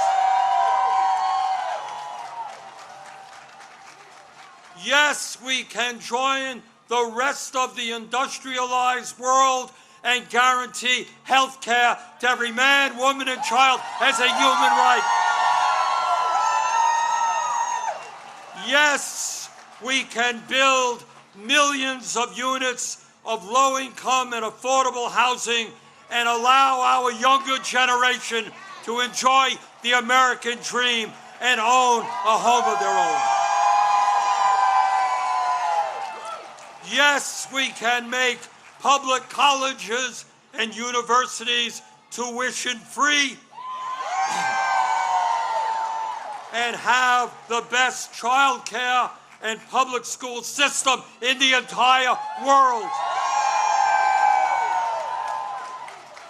Yes, we can expand Social Security so that every senior in our country can retire with dignity. Yes, we can raise the minimum wage to a living wage and guarantee every worker the right to join a union. Yes, we can lead the world in transforming our energy system away from fossil fuels and create millions of good jobs as we save the planet.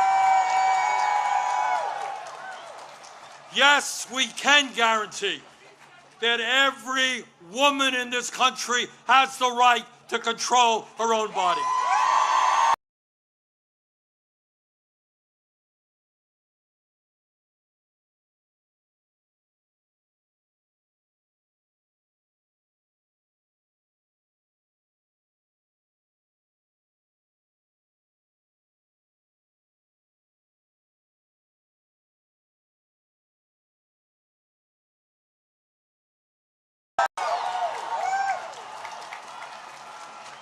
And now let me let me raise a question that I have been asked over and over again is, but how are you going to pay for them?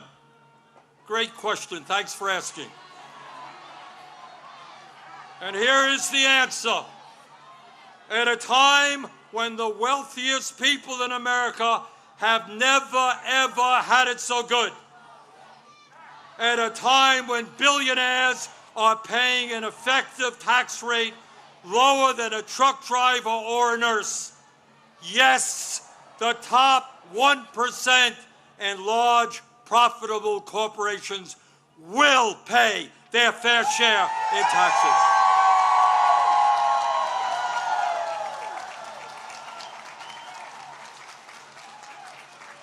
My fellow Americans, the establishment, including the corporate media and many of my colleagues in Congress, want you to believe that you are powerless. They want you to believe that you cannot change the status quo. But that is a lie.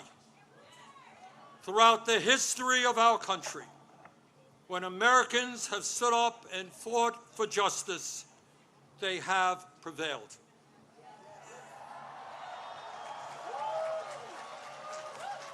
When the founders stood up to King George, they were told it was impossible, but they won.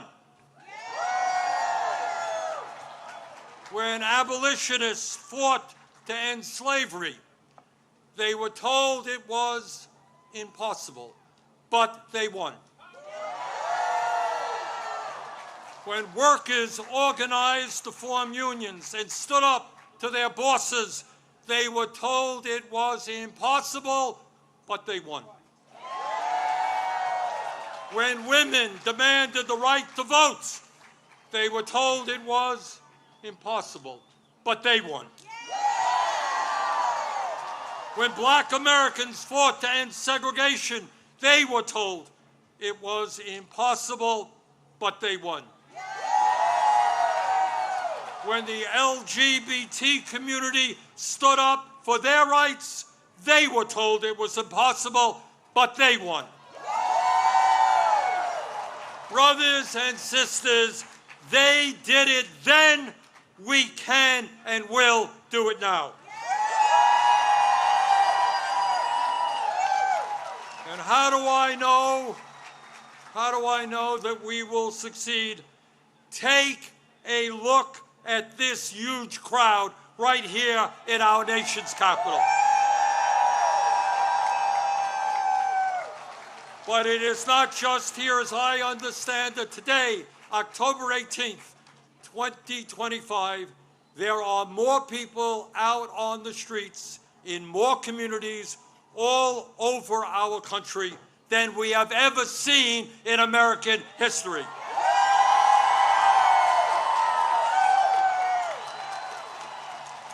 Brothers and sisters, this is not the end. This is just the beginning.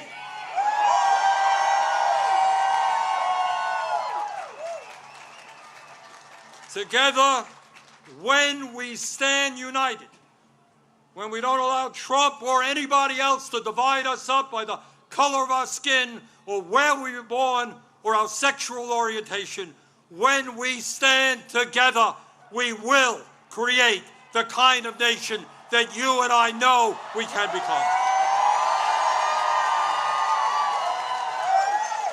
We can and will create a nation devoted to freedom, justice, and democracy. Thank you all very much.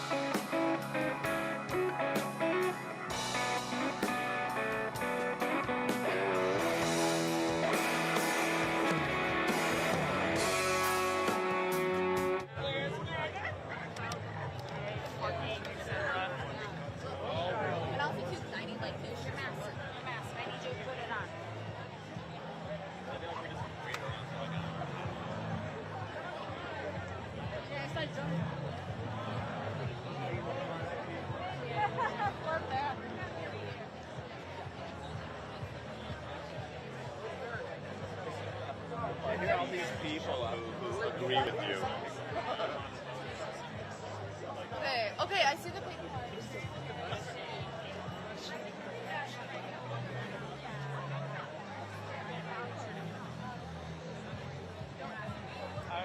If it's a flyover for Right. I mean, I like the. That's like run into somebody.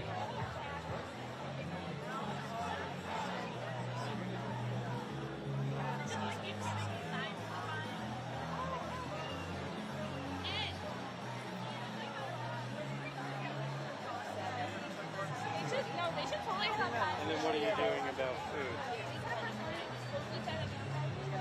Bye bye. Oh, the guy from the train station.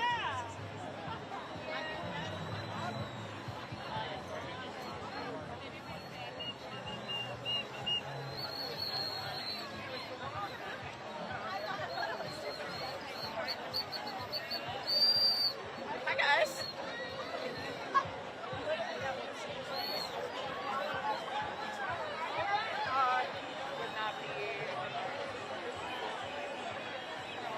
Actually, I've been here at 400. I'm on that northeast side.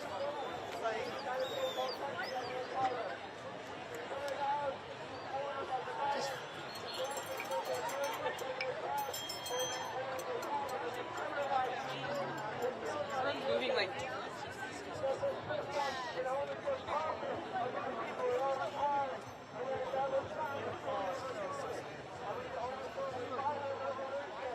Yeah.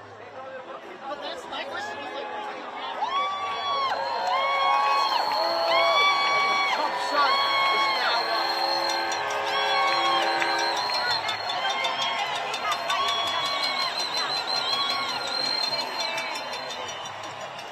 yeah.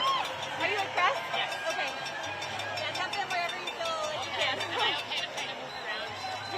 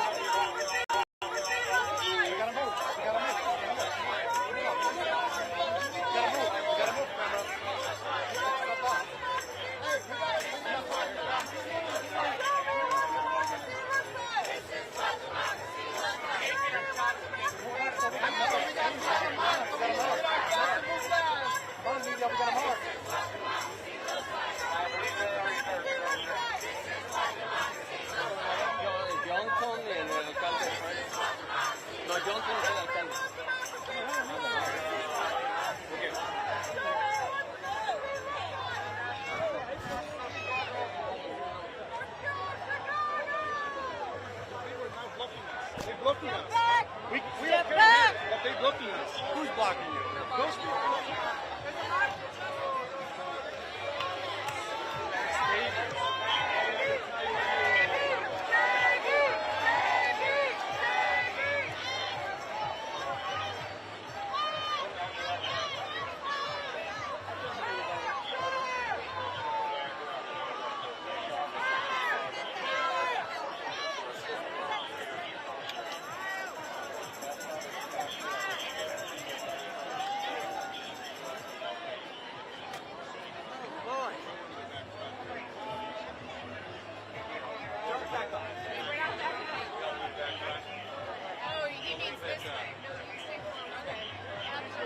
That way,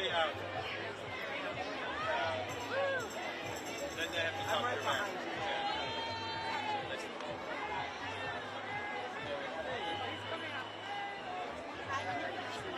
Just let him shoot pictures. I could not keep. Oh, yes, I know. That's right. And I keep forgetting to put the C in your last name when I spell it. I spelled your name. All right. I'm good. How are you? I'm good, brother. Hey, JB! Woo! He's a bit shorter. We're about to start moving, so let's remember, let's get our shots and move. Back it up.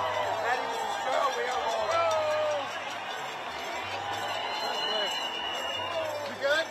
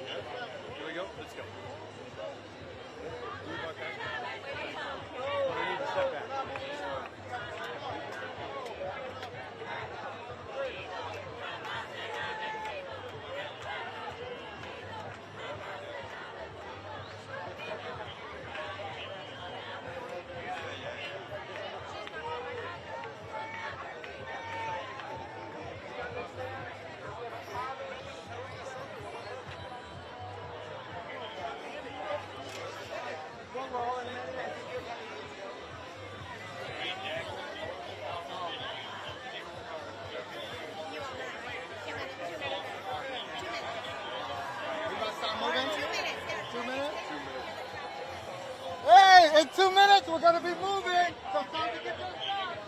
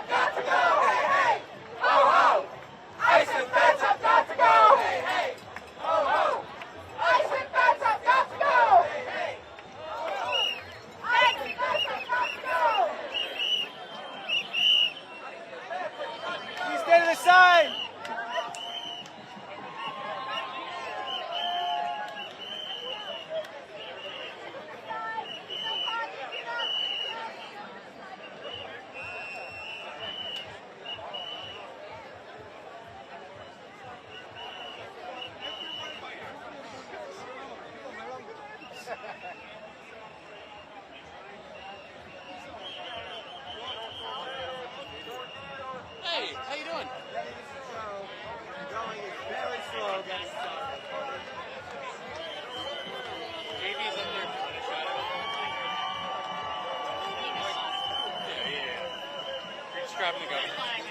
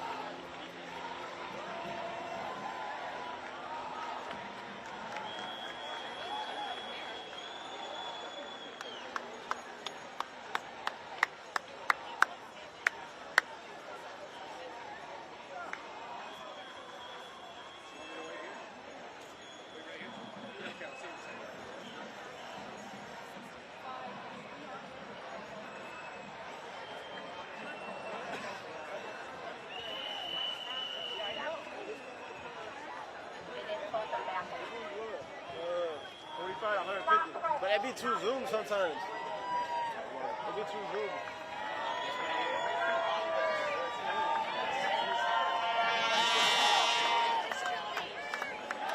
Oh, what is it?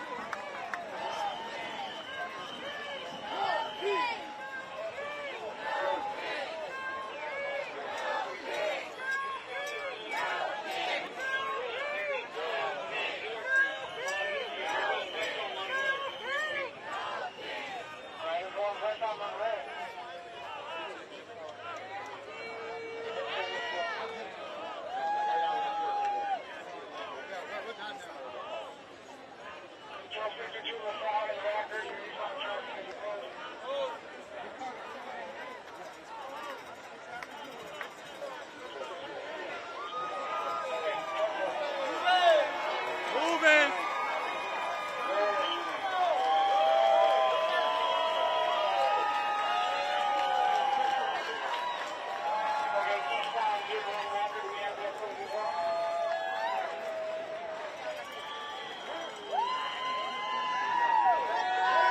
Thank you so much. I appreciate you.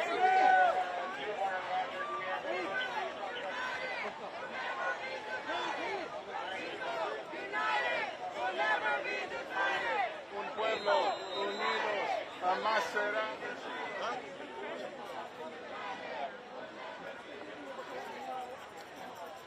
Be able to let me know exactly.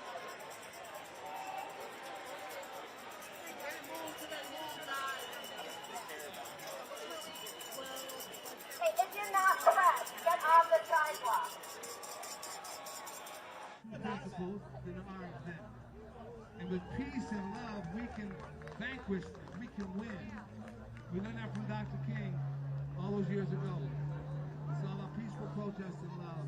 It's amazing what you can do. It's amazing what you can do. So you all being here are so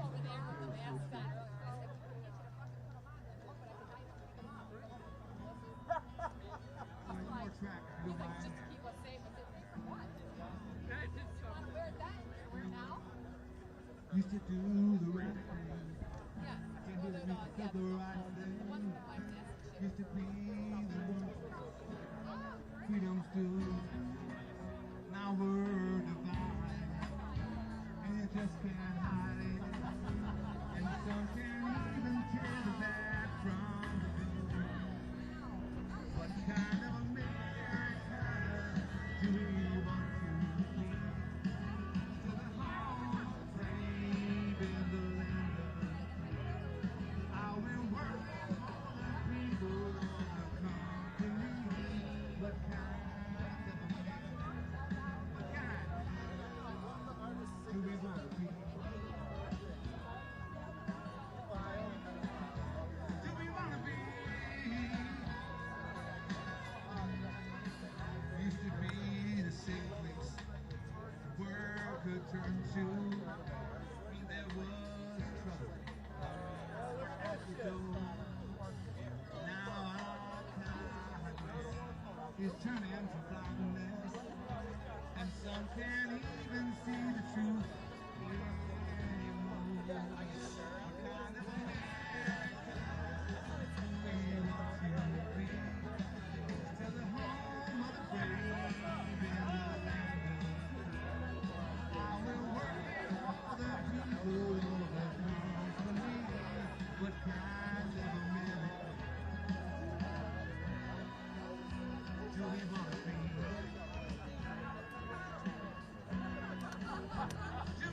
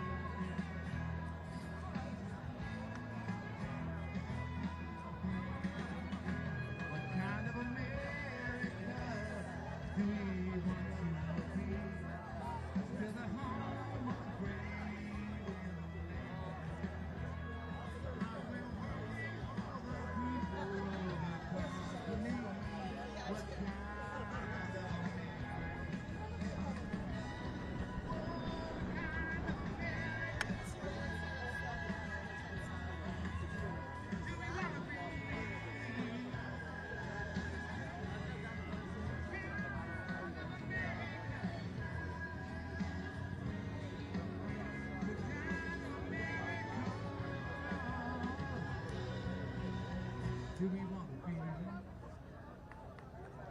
Thank you so much. That is the question. And you know what? If you scan this code right here, it'll take you to my website if you want to find that song. It is on the internet. And my daughter said, this is how they do it now. It's not about postcards and shit. She goes, Dad, you need a QR code. Now, what is that? And I learned something new. So you can teach an old fool something new if you're willing to learn, right? And I'm willing to learn.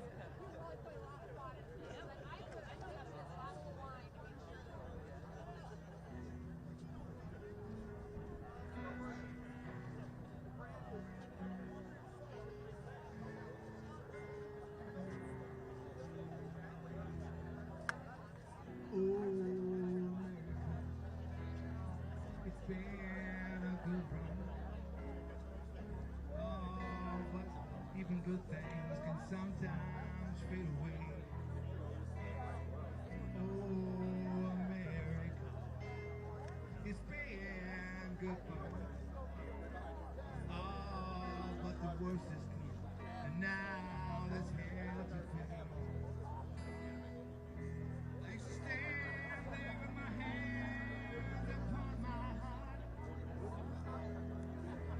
when they played the anthem at the gate. Now I look around at all this fear and hate. Oh, and I just sit back and feel ashamed. Oh, America, what will we do now as they kiss away our proud democracy? I see some of them smiling. Now, like if you march, you know it's obvious you see both sides in different places. And I wonder how their hearts got so diseased. Can they think these tech bros really care about their lives and their family or their friends? Or that old orange man could truly give a damn? The world he's breaking might never heal again. Lady Liberty, I hear you crying, and I wish that I had something wise to say. Oh, when my uncle said, I feel you dying, yeah, let me hold your hand as we both bow and pray. 'Cause your racist hate is eating up their minds. All these lost and broken people that I know. I don't know how I still can be their friends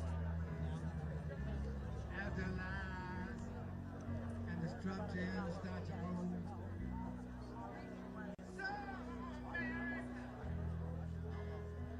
we will fight for you. No, we're not gonna let this madness lie down. So we must rise up. Thank you, JP.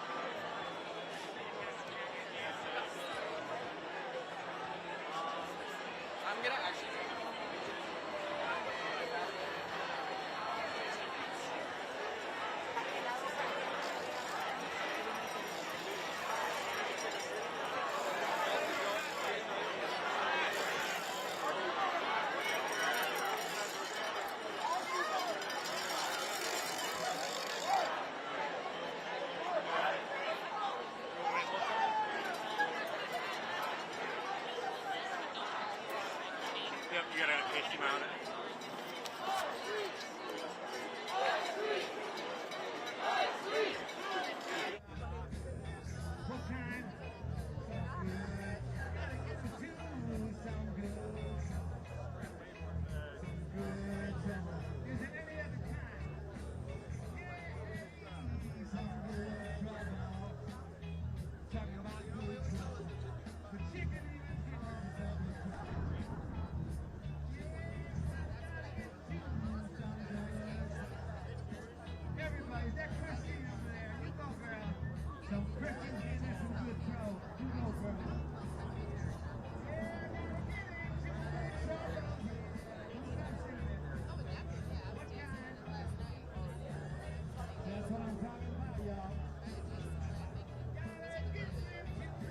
trouble.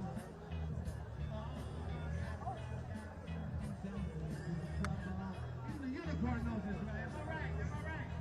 Yes, I'm good. Talking about some good trouble. Good trouble. Oh, I'm talking about getting into some good. Go on. Hey, how are you? Hey, how are you? Good to see you. Good? All right.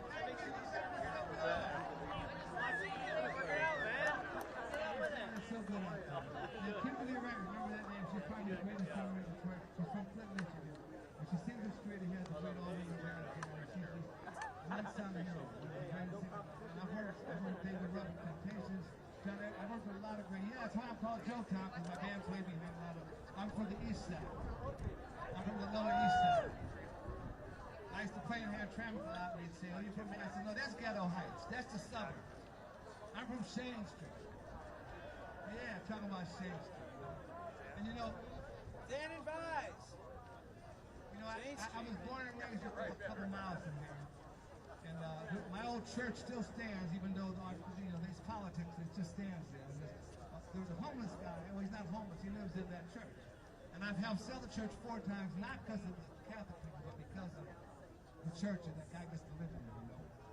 So the last time it sold, we didn't know who was going to buy it, but they were going to still live in the church, and we were very concerned. You know. And I'm sitting with him in his old dark, beat down church. And he goes, "You know what? I'm just waiting on the miracle." I said, "You know what? Maybe the miracle is waiting on us." And I did for a song, but nothing rhymes with miracle. Nothing. So I thought it was grace. And sometimes, we're waiting on something to happen. Also, sometimes we gotta have it. If you're looking for George Clinton, free your mind and your ass will follow. Sometimes free your ass and your mind will follow. But you gotta act, you gotta move. And this is, I wrote this, I left the church that day and I got home and I wrote this song. And this is a slow song, and I hope you can enjoy it.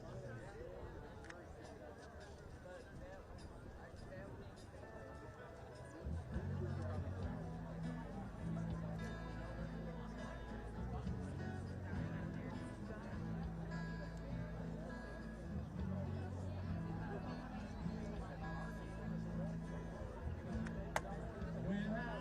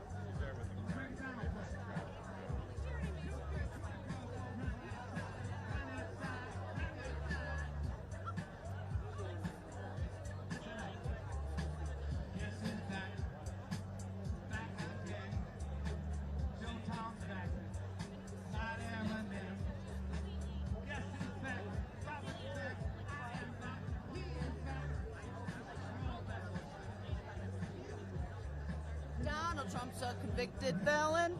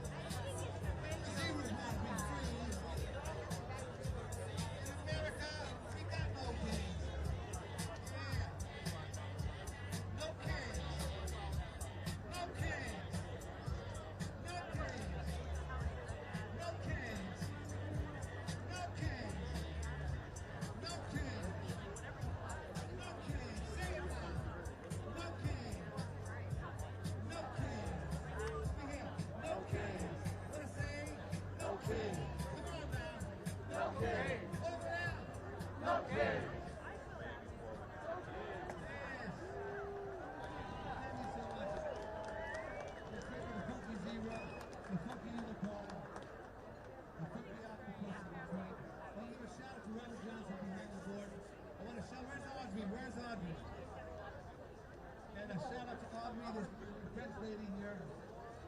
Same age as my daughter, who's kind enough to ask me to come out here and say it's an honor. Part of this show. Can we have the wireless mic?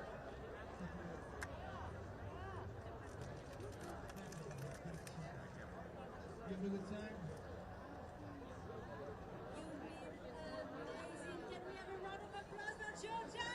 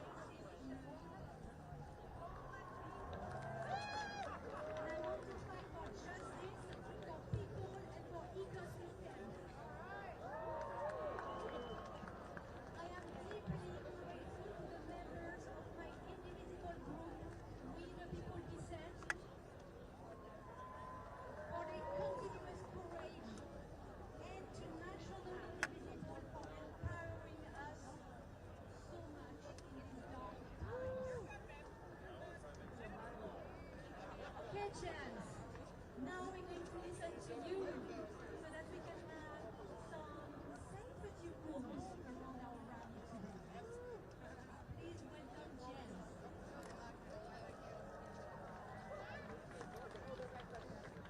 How's it going, everybody? I'm James from Demonstrate US. I am our safety lead for today. All right, I got a little chart here to kind of like describe how I like to do it. It does say that I want to hear you say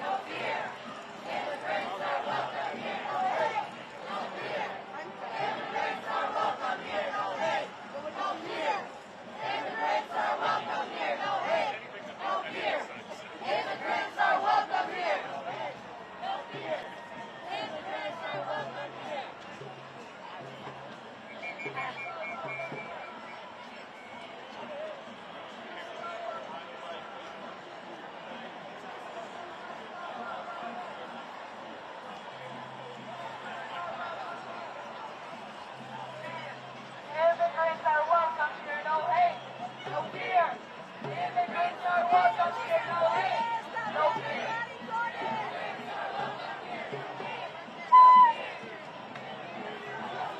No hate, no fear.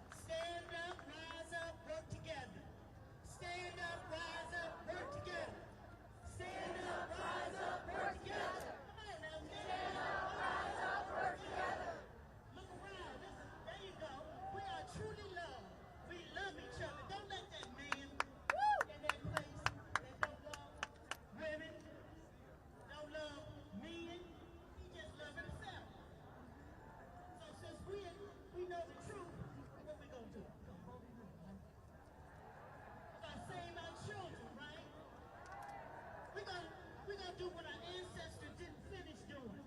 And that's bring freedom to everyone so we can love and be together. Stop falling for the okie doke and let's bring back the pride. Thank you very much.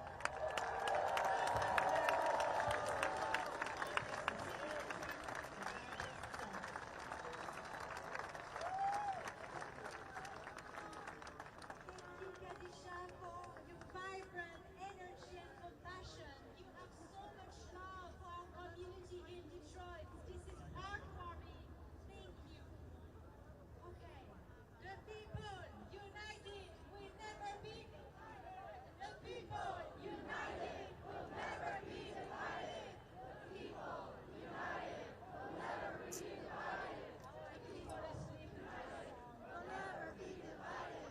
When we stick together, we are stronger, and every wannabe dictator is afraid of that. The self-proclaimed king in the White House fears us because we are more powerful than he is when we decide to join forces. The activists of the Voting Coalition have been working tirelessly so we can all be together today.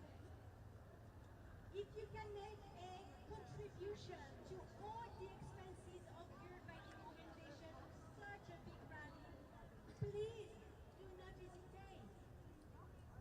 Today there are two ways you can contribute to the financial cost of our fight. You can donate to the partnering organizations on the table. Each organization has been invited to fundraise for their own cause. And you can also donate to Indivisible to ensure we can continue bringing rallies such as today's to our community. There is an Act Blue QR code that you can scan at the Indivisible table, and you can also donate cash money at the Indivisible table, at the Respite Hub as well, or to buckets that will be circulating in your crowd at some point. Thank you very much for your generosity. I've been told that the Porta Johns over there, which are by the way very expensive to rent, are like getting a little bit overwhelmed. But guess what? Great news! We have access to this building for restrooms. So yeah. So if you go to the left of the building, there will be 24 restrooms for you just waiting. That's perfect. Okay. I'm very excited about our next speaker. Tristan Taylor, a lifelong Detroiter who has been fighting against racist injustice, inequality, and exploitation from an early age, is here. He is the co-founder of Detroit Will Breathe,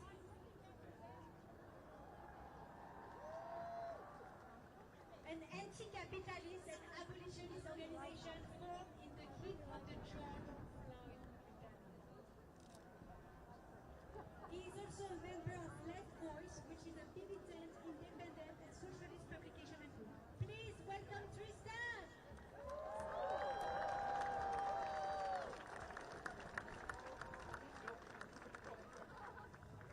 What up, though?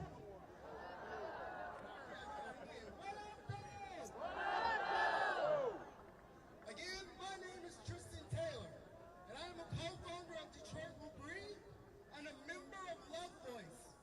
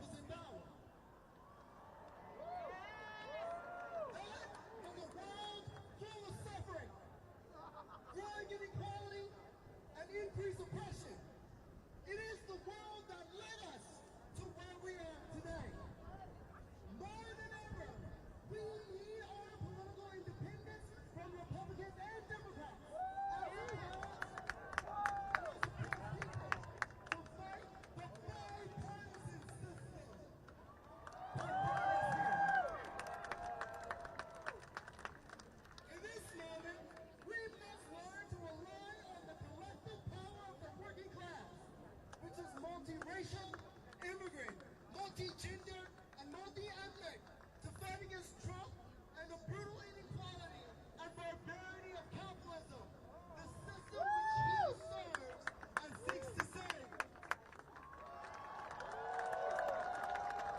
Labor must break with their peaceful coexistence with Trump and call on the No Kings movement and those building resistance against Trump across the country to wage a unified struggle in the streets, in our schools, in our neighborhoods, and in our workplaces. Only our unity in the struggle can defeat Trump. I'll say that again. Only our unity and struggle can defeat Trump. This unity has to be from above. It has to include our unions and our community organizations, but also from below. Made up by flesh and bone workers and oppressed people like us. Detroit will learn from our experience in 2020 that movements need organizations that empower the grassroots to make sure the goals and strategies of the movement and not self-appointed leaders decide what to do. We learned the importance of holding open mics and mass assemblies where the movement discussed, debated, and voted on next steps. There is nothing more powerful than the working class and the oppressed organizing themselves in institutions independent of the state, of capitalist parties, and led by communities in our workplaces, neighborhoods, and schools. To beat Trump, we need more actions like these, but we also need mobilizations like the ones we see in Italy. Mobilizations by workers and youth that shut everything down, where our Palestinian siblings facing the brutal colonial offensive of the Israeli government. Those workers and youth said no to genocide, and we have to do the same. Today, here, we are fighting for our immigrant siblings to keep ICE out of our communities, for our families, for black and brown people everywhere, for workers of all races, impoverished by neoliberalism, for trans folks, for the Palestinian people, for all those activists, students, and faculty persecuted with McCarthyism for calling out genocide, and against the imperialist offensive over our brothers and sisters and siblings in Argentina to Congo to Mexico. The radical change we need will only come about if the workers themselves call the shots for how our society runs. To build a movement like that, one that unifies us and fights against racist scapegoating, we need collective discussions among the rank and file. To that end, I want to invite everyone, whether you are part of a group or not, whether you see yourself as a leader or not, but especially if you have questions, ideas, and want to discuss with others, to a meeting that we are holding next Saturday, October 25th, at St. Matthew's and St. Joseph's Episcopal Church in Detroit from 3 to 5. If you want to get more information to the crowd's left, Detroit will bring you have a table with a bunch of information. All right, the last thing, I have to do a shout out to the People's Assembly, who has a beautiful contingent here for being at the forefront of the struggle against Trump's war on immigrants. Please check their table out, how to get involved. Check out leftvoice.org to follow news and information we put forward. And I really want to thank all the organizers to putting together this beautiful event.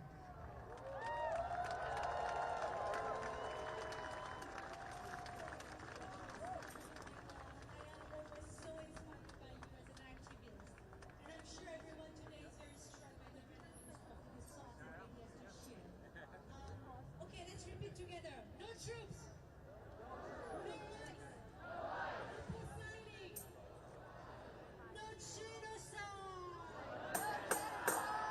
Yes, absolutely. Now is really the moment to get into hard stuff. Yes, Dr. Nida Jibbour is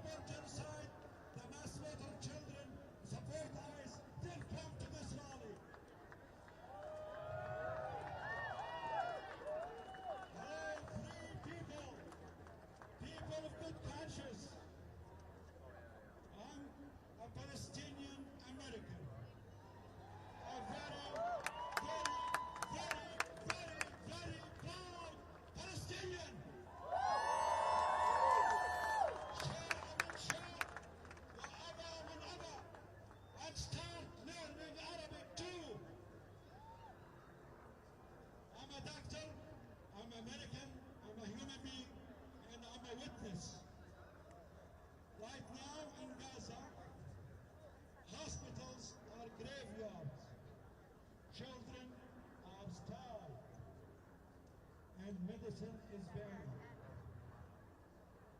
But genocide does not begin with bombs. It begins with a system, a political system that teaches us some lives matter less. That system is not foreign. It's here too. The same government that funds and arms Israel, including Mr. Sharif,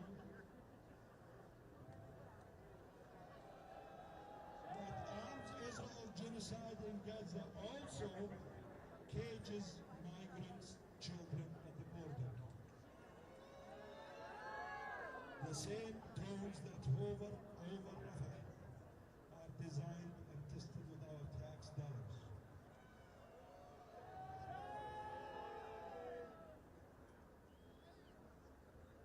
Then deployed to police our neighborhoods. ICE raids, police profiling, militarized borders, all of them are fragments of the same machinery of control, fear, and profit. When we say no genocide, we are not talking about a distant war. We are talking about the same empire of violence that steals bread in Gaza, in Detroit, in Ferguson, in the deserts of Arizona, and in the prisons of Louisiana. It's one architecture, one that treats brown, black, Muslim, immigrant, LGBT, and poor lives as disposable. From Gaza to LA, from Detroit to Rafah, the poor are bombed there and evicted here. Doctors are silenced there. Teachers are underpaid here. Water is poisoned in Flint and blocked in Gaza. Surveillance drones over Gaza become police drones over our cities. ICE in America and the IDF in Palestine share the same tactics, the same technology, the same worldview that sees the other as a threat to be contained. And behind all of it stand the world properties, the billionaires, the consulting firms, the weapons manufacturers, the tech giants, and the lobbyists who feed on blood and data alike. They built AI to surveil us, algorithms to divide us, and policies to own and enslave us at a horrifying speed. They fund the bombs that level Gaza and the corporations that affect the Detroiters. They are the same ruling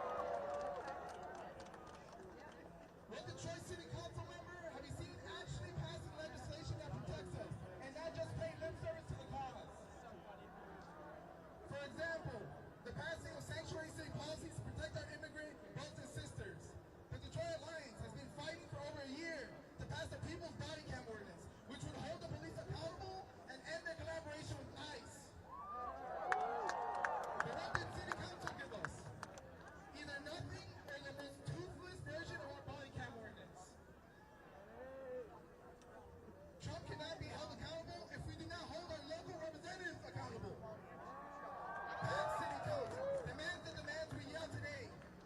If even a fraction of this rally showed up to the Detroit City Council meeting to demand any of our campaigns, we can really win this and change our society for the better.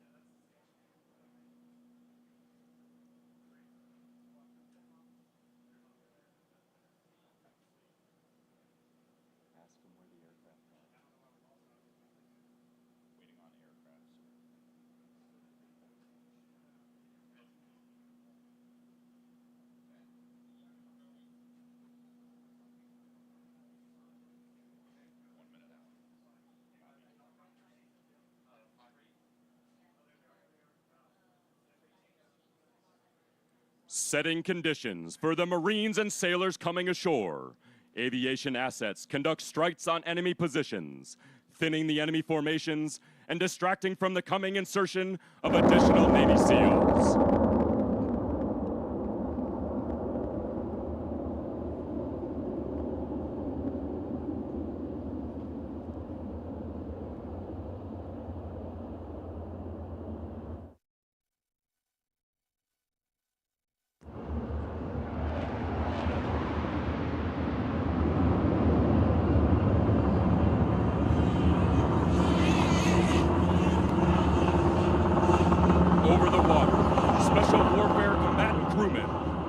Shaping the littoral environment from combatant craft medium. A direct action SEAL team descends from the sky, inserting via helocast. This airborne low signature technique allows the SEALs to use a combination of boats to rapidly infiltrate the beach. Their mission is the key to neutralize enemy strongpoints, clear obstacles, and establish a secure beachhead. The SEALs are not seeking a protracted engagement. They are creating a window of opportunity for the main assault force.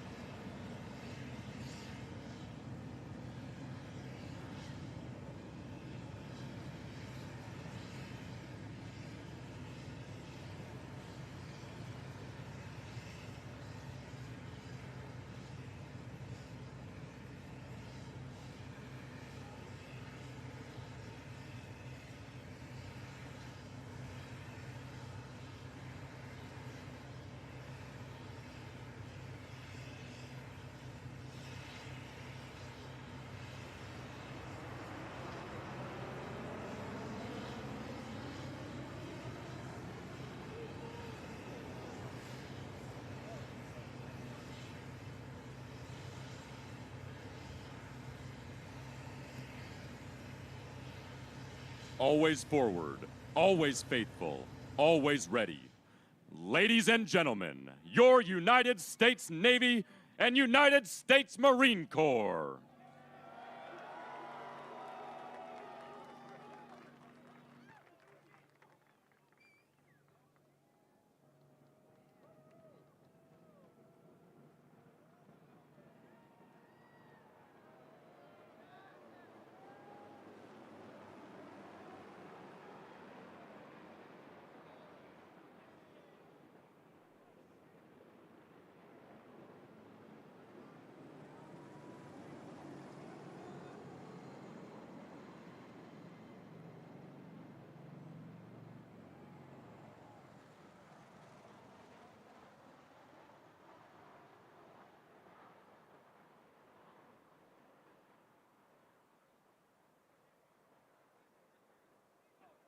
Ladies and gentlemen, please welcome retired U.S. Marine Corps officer and fitness advocate, Kagan Dunlap.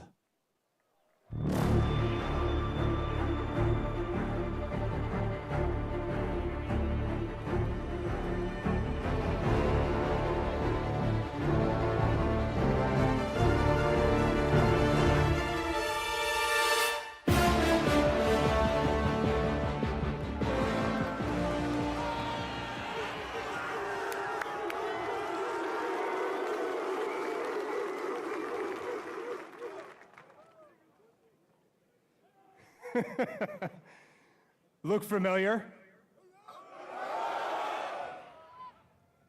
Scenes like these are happening all over the planet right now. You could be next. That is, unless you make the most important decision of your life. Prove to yourself that you have the strength and the courage to be free. Join the Marines.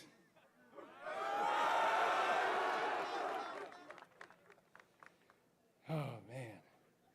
I was hoping that some of you would get that reference. I'm glad some of you did.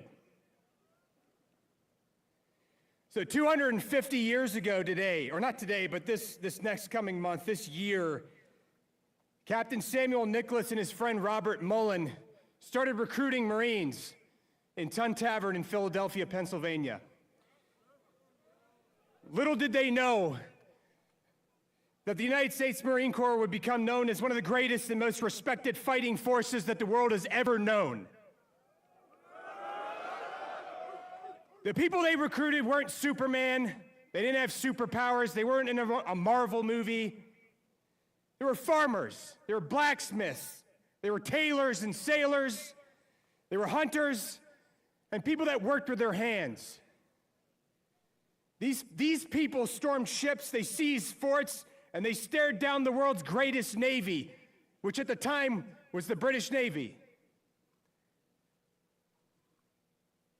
We didn't offer them riches, we didn't offer them glory, but we did offer them the opportunity to become part of something that was much greater than themselves.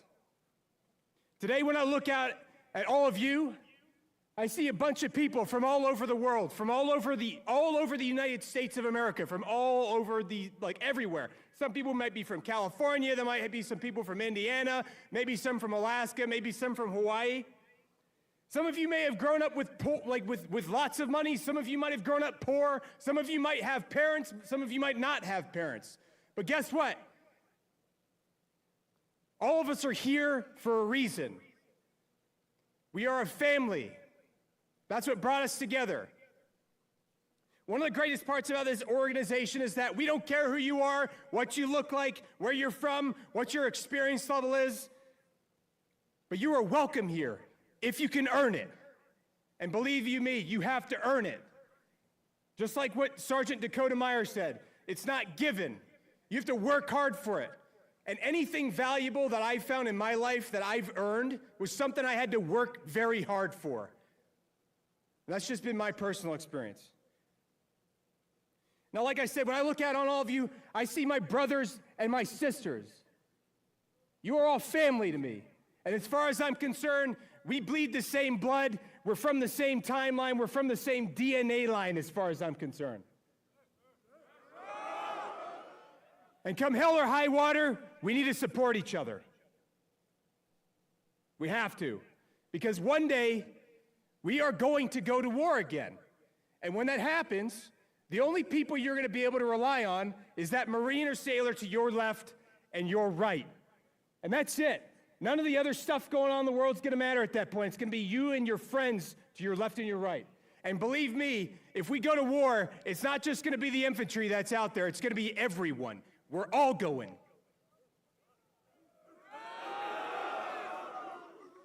So, one of the things you can do, since it is inevitable that this happens, make yourself better than you were yesterday, even if it's just going to the gym.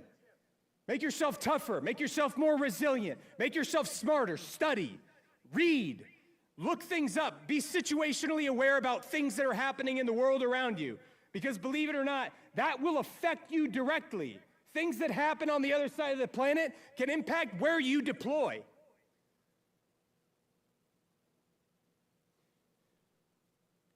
Now, 250 years is not an accident, all right? The reason we're here is not because America needs us, right? Because the Army can do everything that the Marine Corps can do, right? They have all the same capabilities. The Army even has ships. Did you know that? I didn't know that for the longest time. I didn't realize the Army had ships. But they do. But the reason we exist is because, not because America needs us, it's because they want us. I don't know if you guys noticed, but recently the other day, when Secretary Hegseth was speaking to all of the generals of the entire United States military, one of the things he was talking about was instituting a new fitness test for all of the other branches. I don't know if you guys remember that? Who do you think that he got that idea from? I'm just saying, we've been running 2 fitness tests for a long time, have we not? We run a combat fitness test and we run a physical fitness test every year, do we not? You hear a lot of people talking about standards. Well, we set that standard. At least in my mind, the way I perceive that is that we set a standard that other people saw and they're like, you know what, I really like that. Maybe we should try that with other people too. Obviously, it's been impactful, it's been effective with the Marine Corps. I bet it could work with other branches too. Let's try it out. You know how the best way you can affect change is? The best way you can affect change or influence people is by setting the example. If you want to impress upon other people to be physically fit yourself. If you want to impress upon other people to go shooting and get out and learn stuff about the country they live in, do it yourself too. You got to lead by example. That's the best way that you can convince other people that that's the right way to do business. All right? And it's going to be hard sometimes. Because some of the most rewarding things I've found in my life are not easy. They're hard. It takes a lot of work. It takes discipline. I wake up every morning at 4:30. Not because I want to, but because I have things to do. I don't like waking up at 4:30. Every single day my alarm goes off and I'm like, it's like Groundhog Day. But I do it anyway because I know it's the right thing for me to do because I have things I need to do. I need to get up, I need to shave my face, I need to cook breakfast, I have work to do. You know?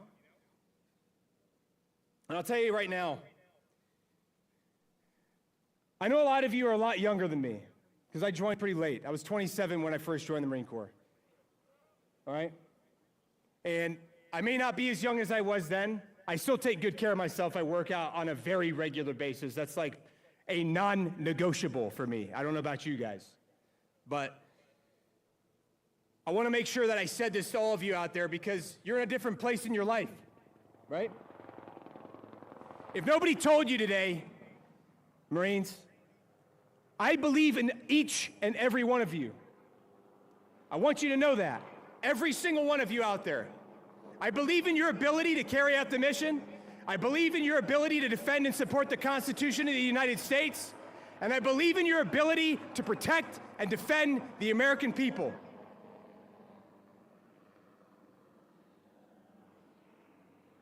I'm not going to see any of you next month probably because it's November and I can't be here at that point. So because I'm not going to be here in November, I want to wish you all a happy birthday and Semper Fidelis.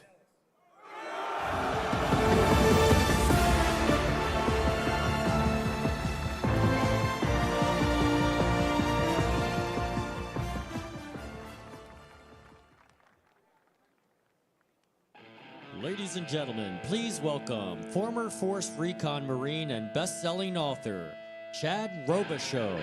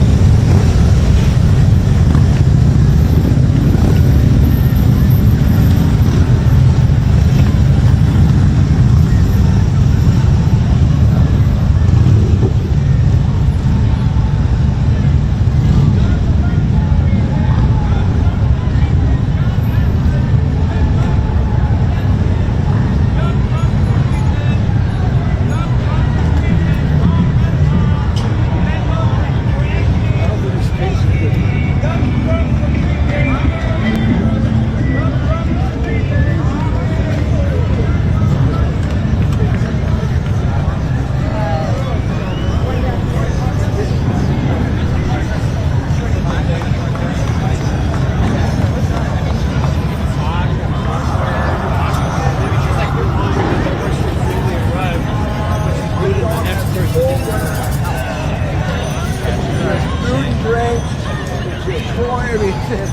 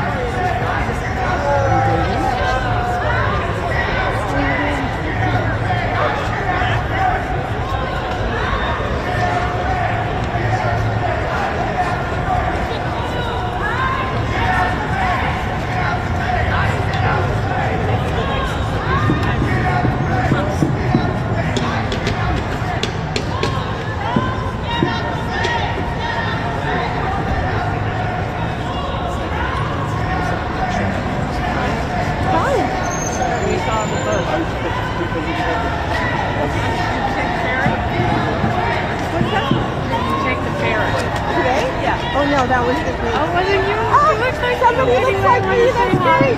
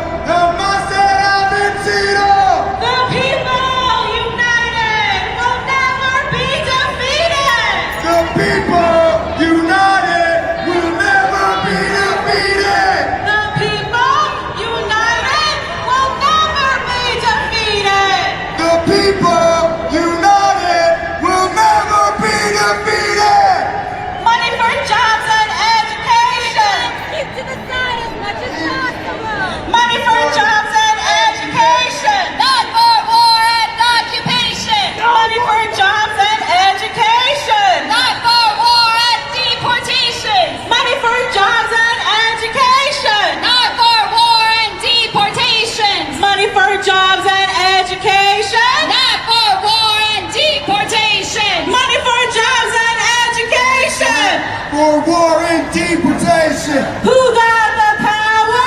We got the power. What kind of power? People power. Who got the power? We got the power. What kind of power? People power. What kind of power? People power. What kind of power? People power. If we don't get it, if we don't get it, Shut it down. if we don't get it, Shut it down. if we don't get it, Shut it down. and if we don't get it, Shut it down. if the people don't get it, Shut it down. if our immigrants don't get it, Shut it down. we say shut it down. Shut it down. Shut it down. Shut it down. Say shut it down. Shut it down. Shut it down. Shut it down. Say shut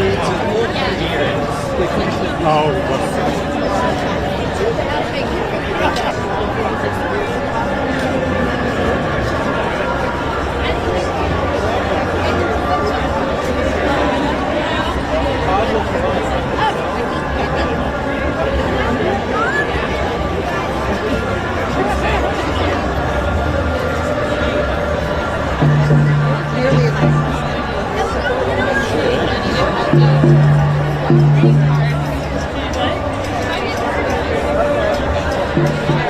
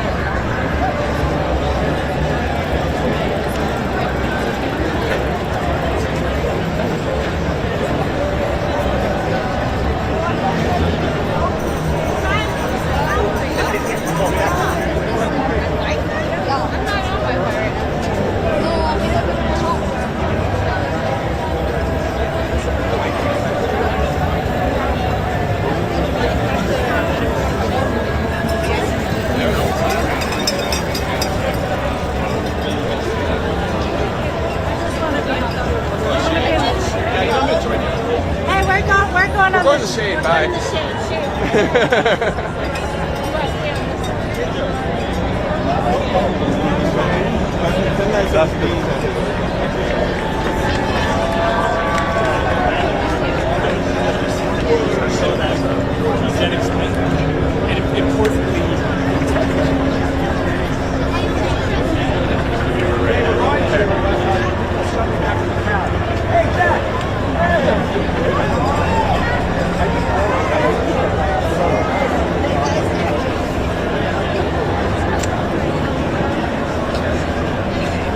Get up like he is.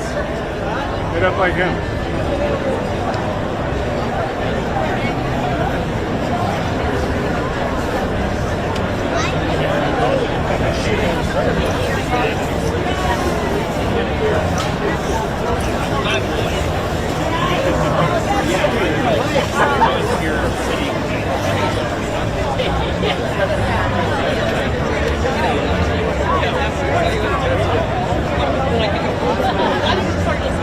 Yeah, you're going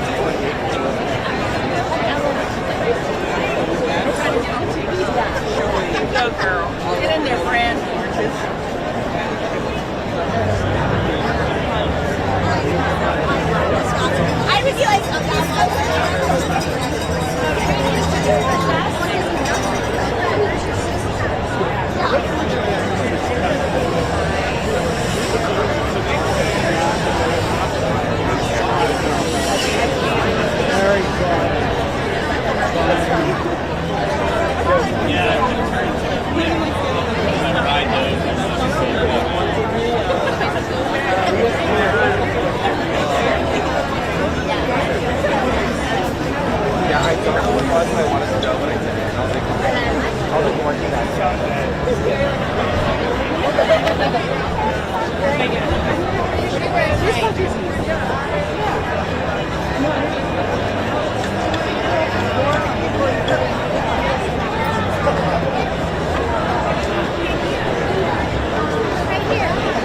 Stay over here,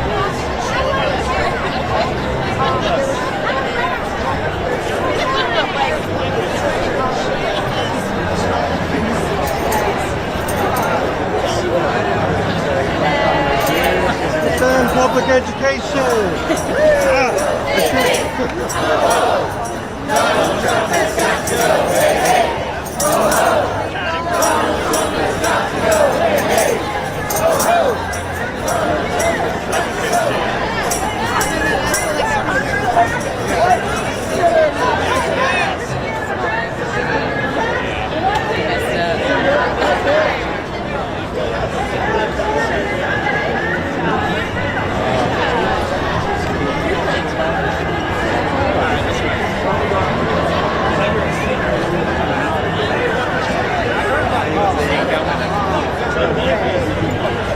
King of the Chuck.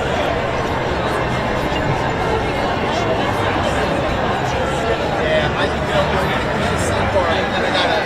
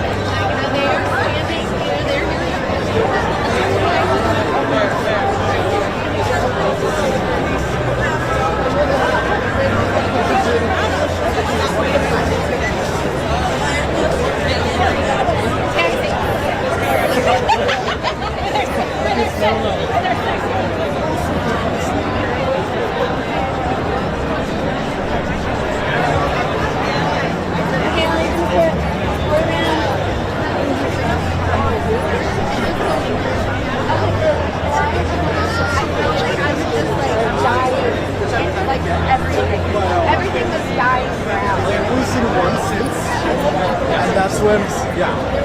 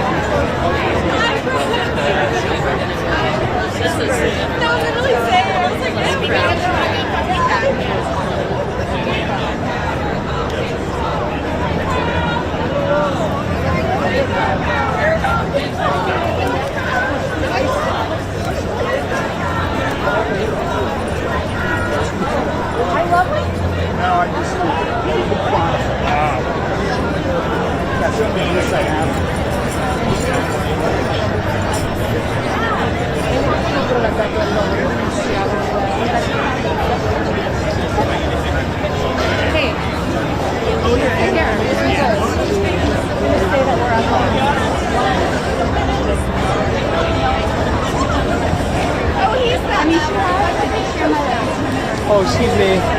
Excuse me.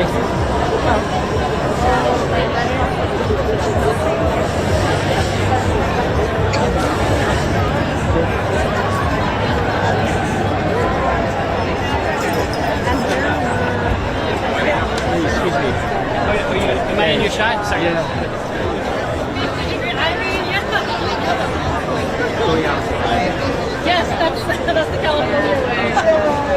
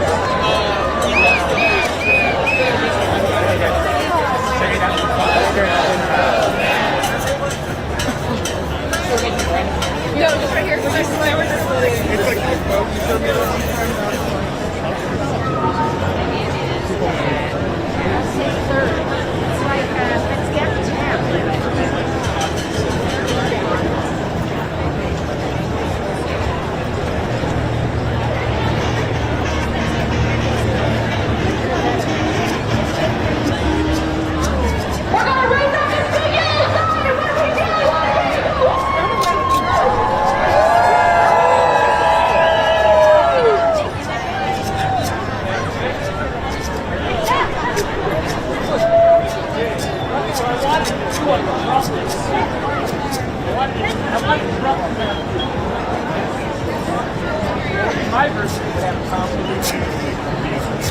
Look how dumb the humans are.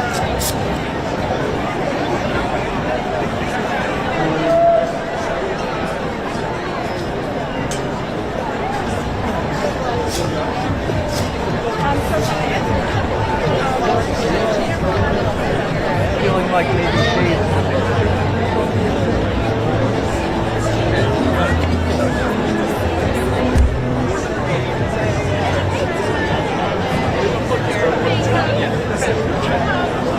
Be a scrub, show the scrub.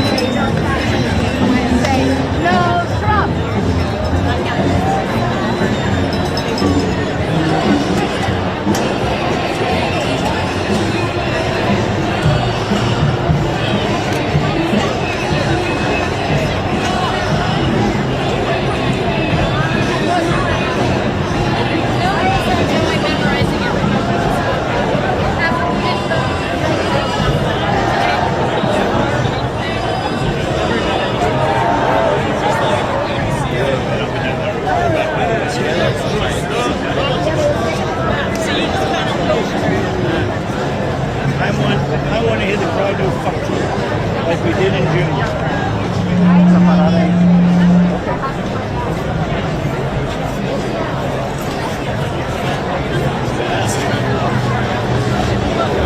Rachel just went to take the side of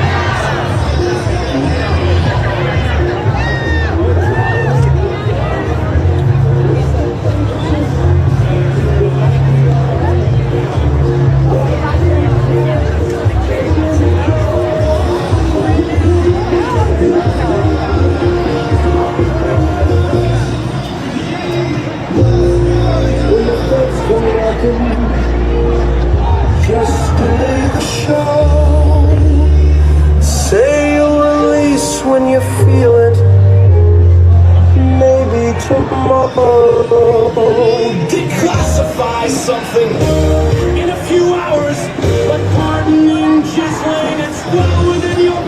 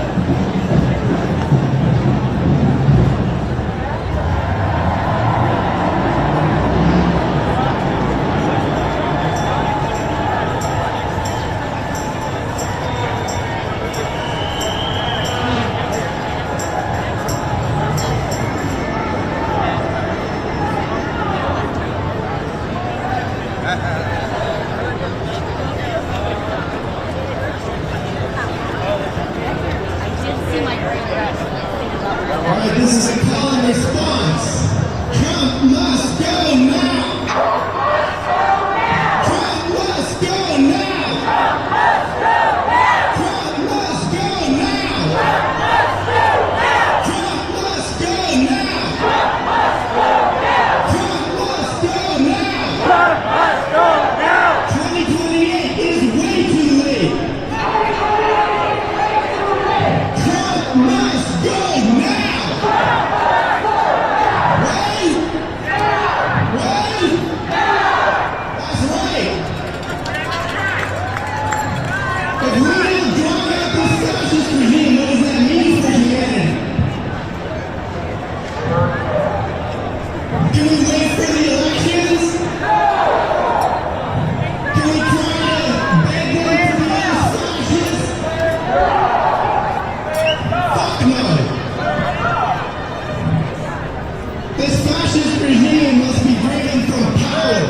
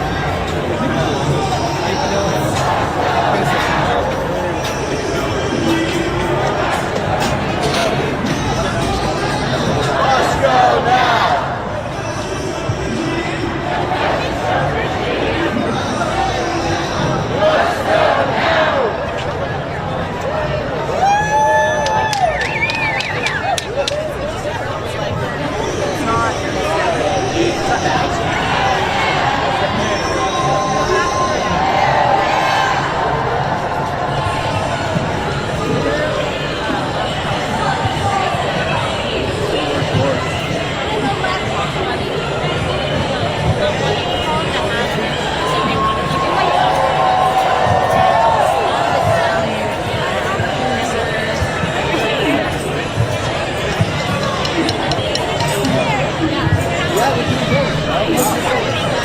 The people are standing in front of us. Okay. And then it's This spot. Okay, you'll go there. Okay.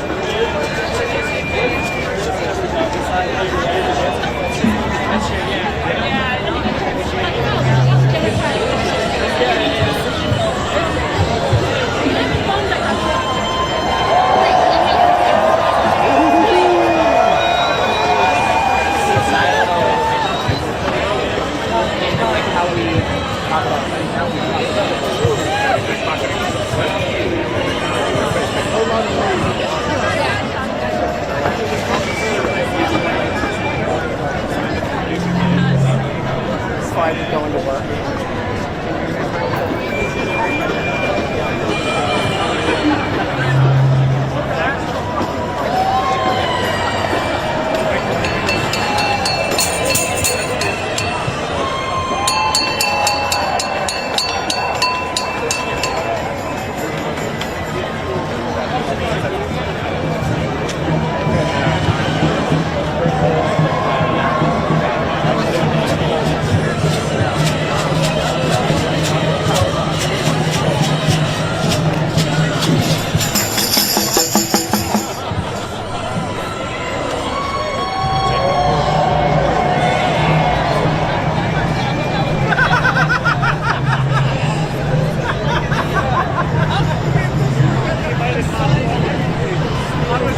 Looking for the sign.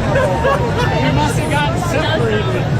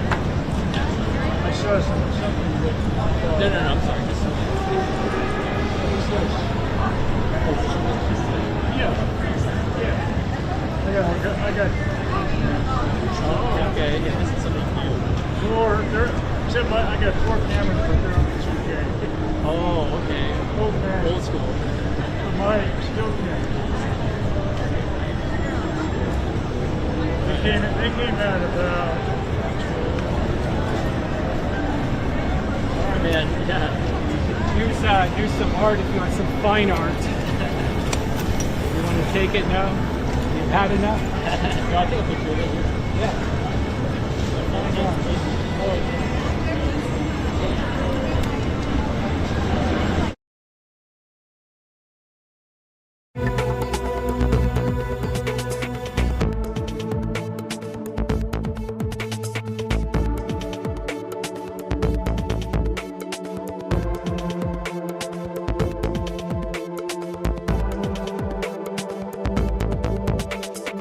You make us proud.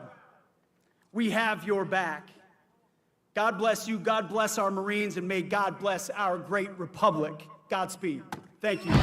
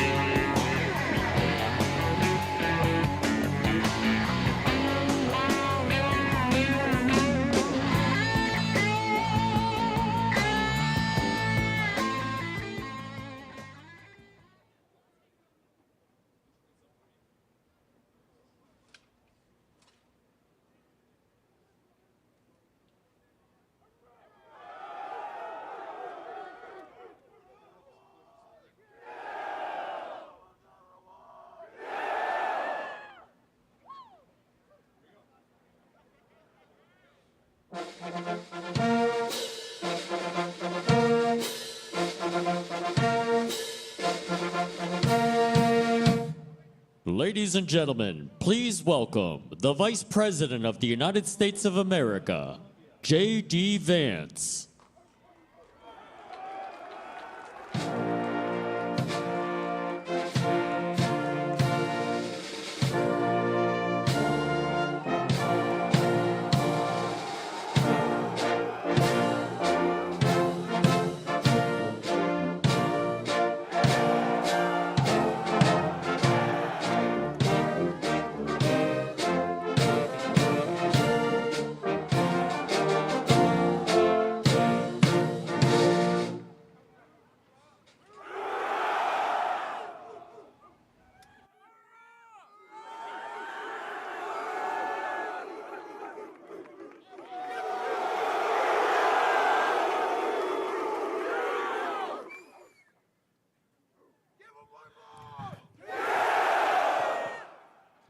Hoorah, Marines! I didn't hear you. Hoorah, Marines! God bless you, Marines. God bless you, Camp Pendleton. It is so much fun and such an honor to be out here to celebrate 250 years of United States Marines. Now, I gotta say, first of all, thank you to so many of the fine people who are here today who make this incredible event happen and who every day make our military the finest fighting force anywhere in the world. First of all, our great Secretary of War, Pete Hegseth, who gave a hell of a speech, if I might say so. Pete, where are you at?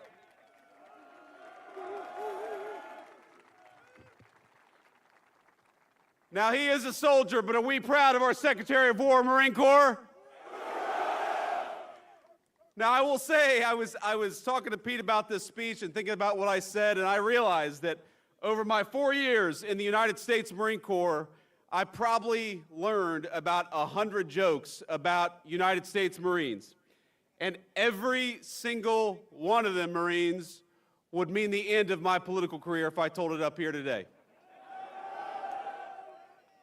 I sent a few of them last night to my communication staff, and I said, can I tell this one?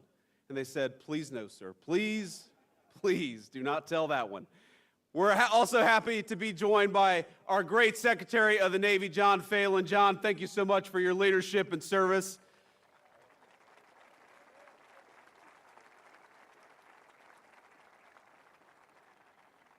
I got to give a shout out to my beautiful wife, our great Second Lady, Usha Vance, with the Marine Corps hat.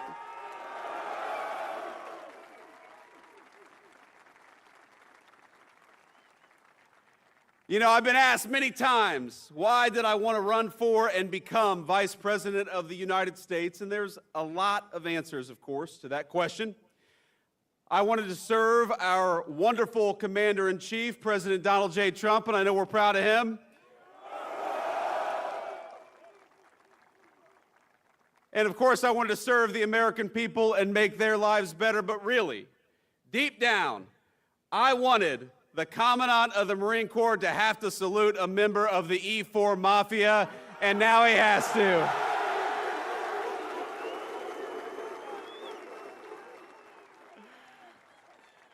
And Marines, we have a great Marine Corps Commandant in General Eric Smith. General, thank you so much for everything you do.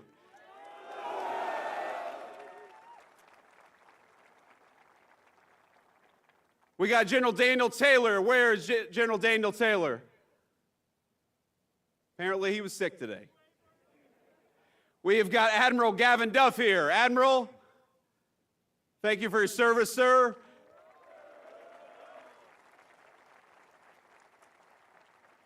We have got Colonel John Caldwell and General Michael Nakanizi. Did I pronounce that right, General? There we go. I did okay. I'm the Vice President, so you can't tell me I'm wrong. And of course, Marines, I bring greetings today from our Commander-in-Chief, Donald J. Trump, and he wanted me to tell each and every single one of you that he's proud of you, that he loves you, and that despite the Schumer shutdown, he is going to do everything he can to make sure you get paid. 偷偷告诉大家，我最近发现了新法宝 Royal Face 逆时奇迹系列，它有活肤露、全效精华，还有精华霜。尤其我皮肤比较偏干，所以我非常的注重保湿。保湿做得好，肌肤自然烹饪。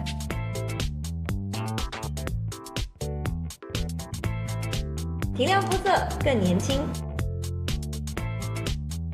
抚平皱纹超有感，而且气色变好。 用心保养，每天都更美一点。